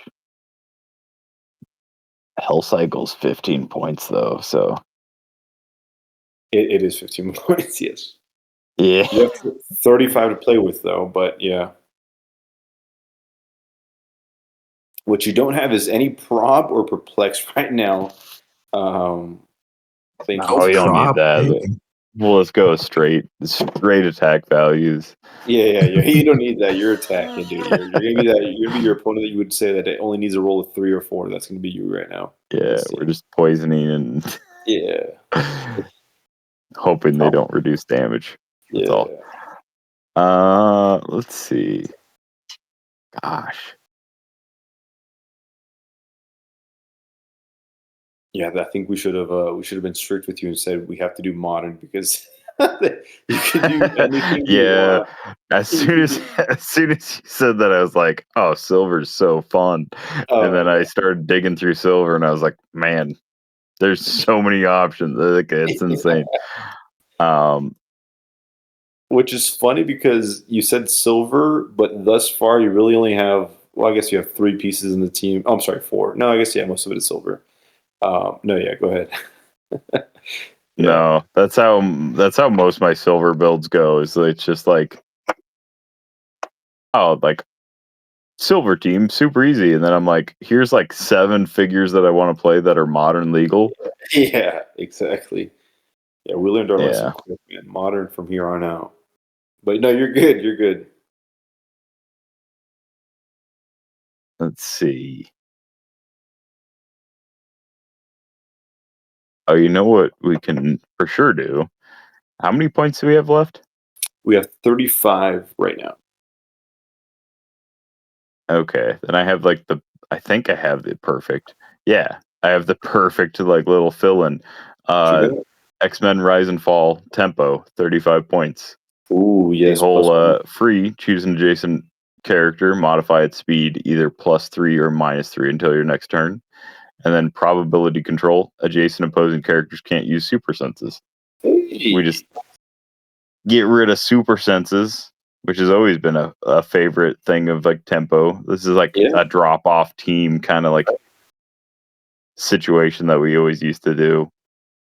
For 35 points, she's it's a little overcosted for what it is, but it's prob and get rid of super senses, and then also +3 speeds. Like not nothing. It's kind of nothing, but it is. Something. No. I dig it. Yeah, you could either carry her up by herself with the 8 speed and carry somebody else, or you can have Dark Phoenix do the sidestep and full move for 11 squares total to get rid of the super senses, because she's kind of like there for a turn or two, and then after that you probably won't be using her much after you kind of mobilize your Alpha Strike.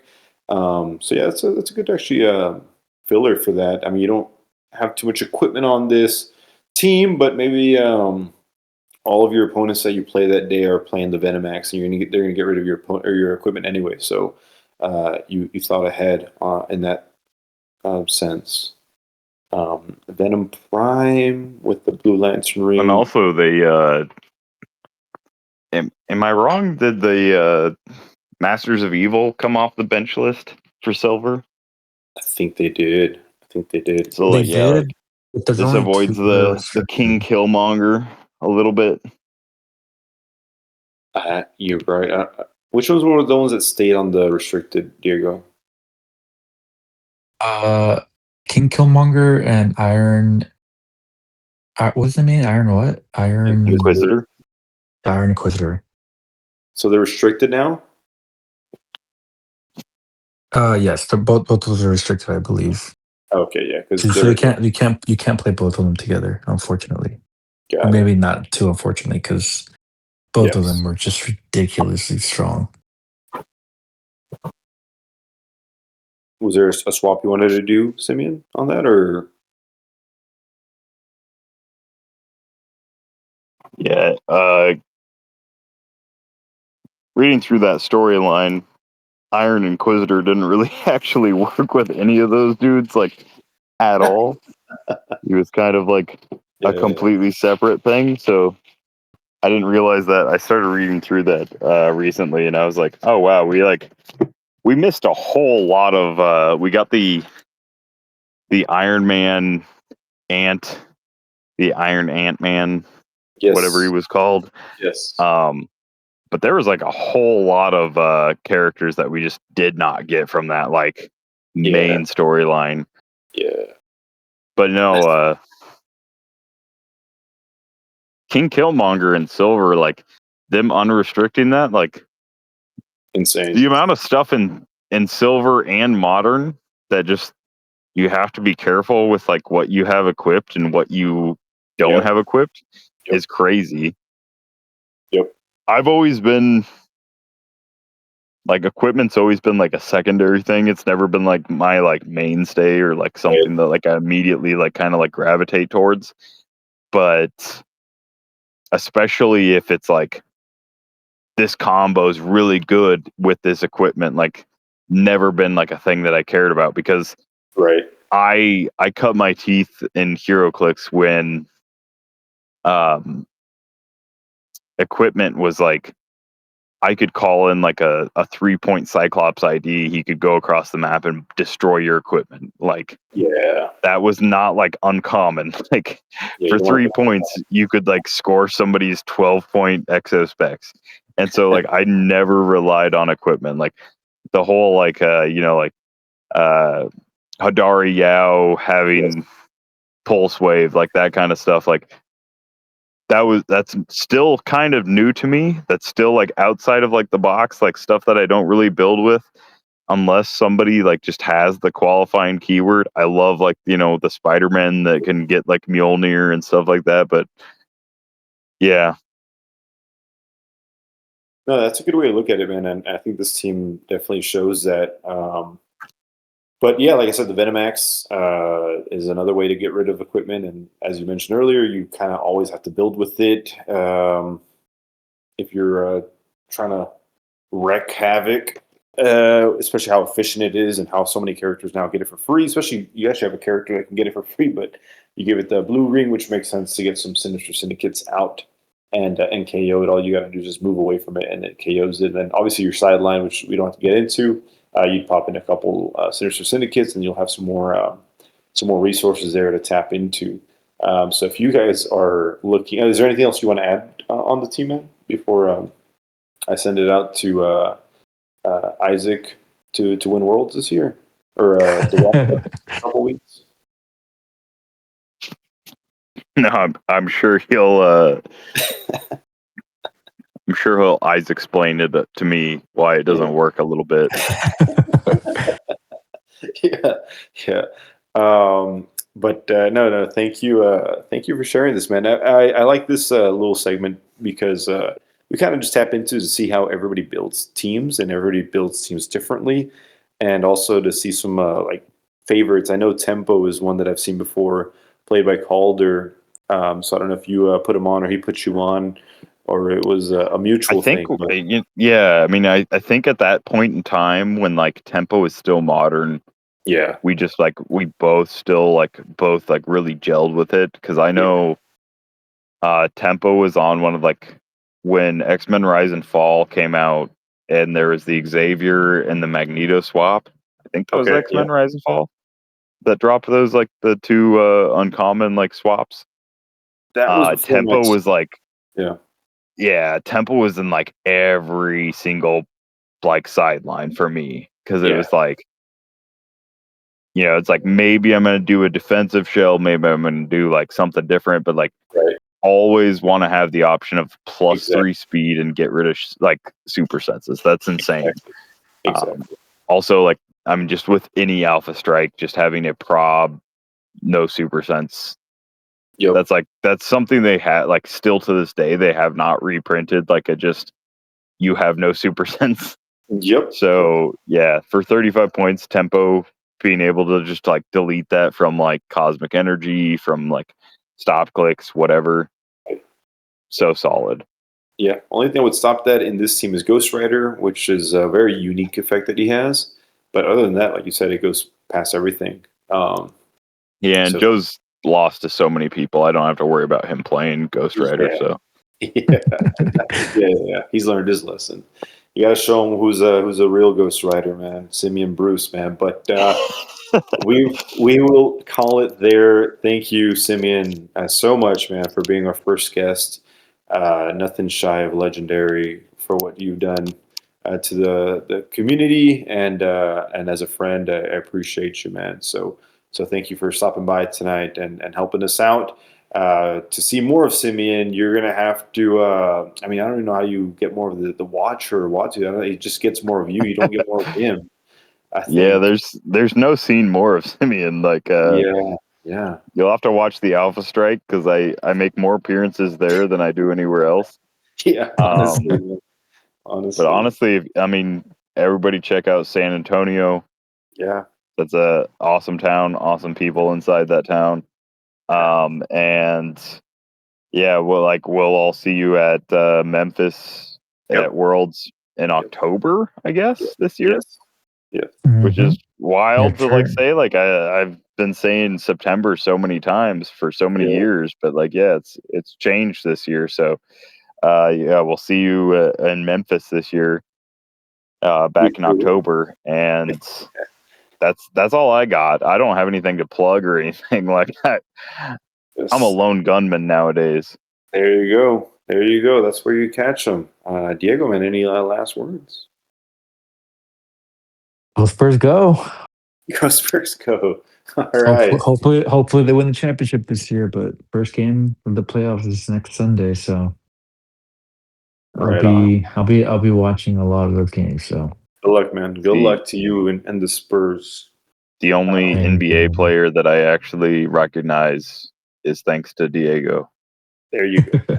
There you go. We caught a game over here when you guys came over back in December. It was a good game, apparently. Diego said so.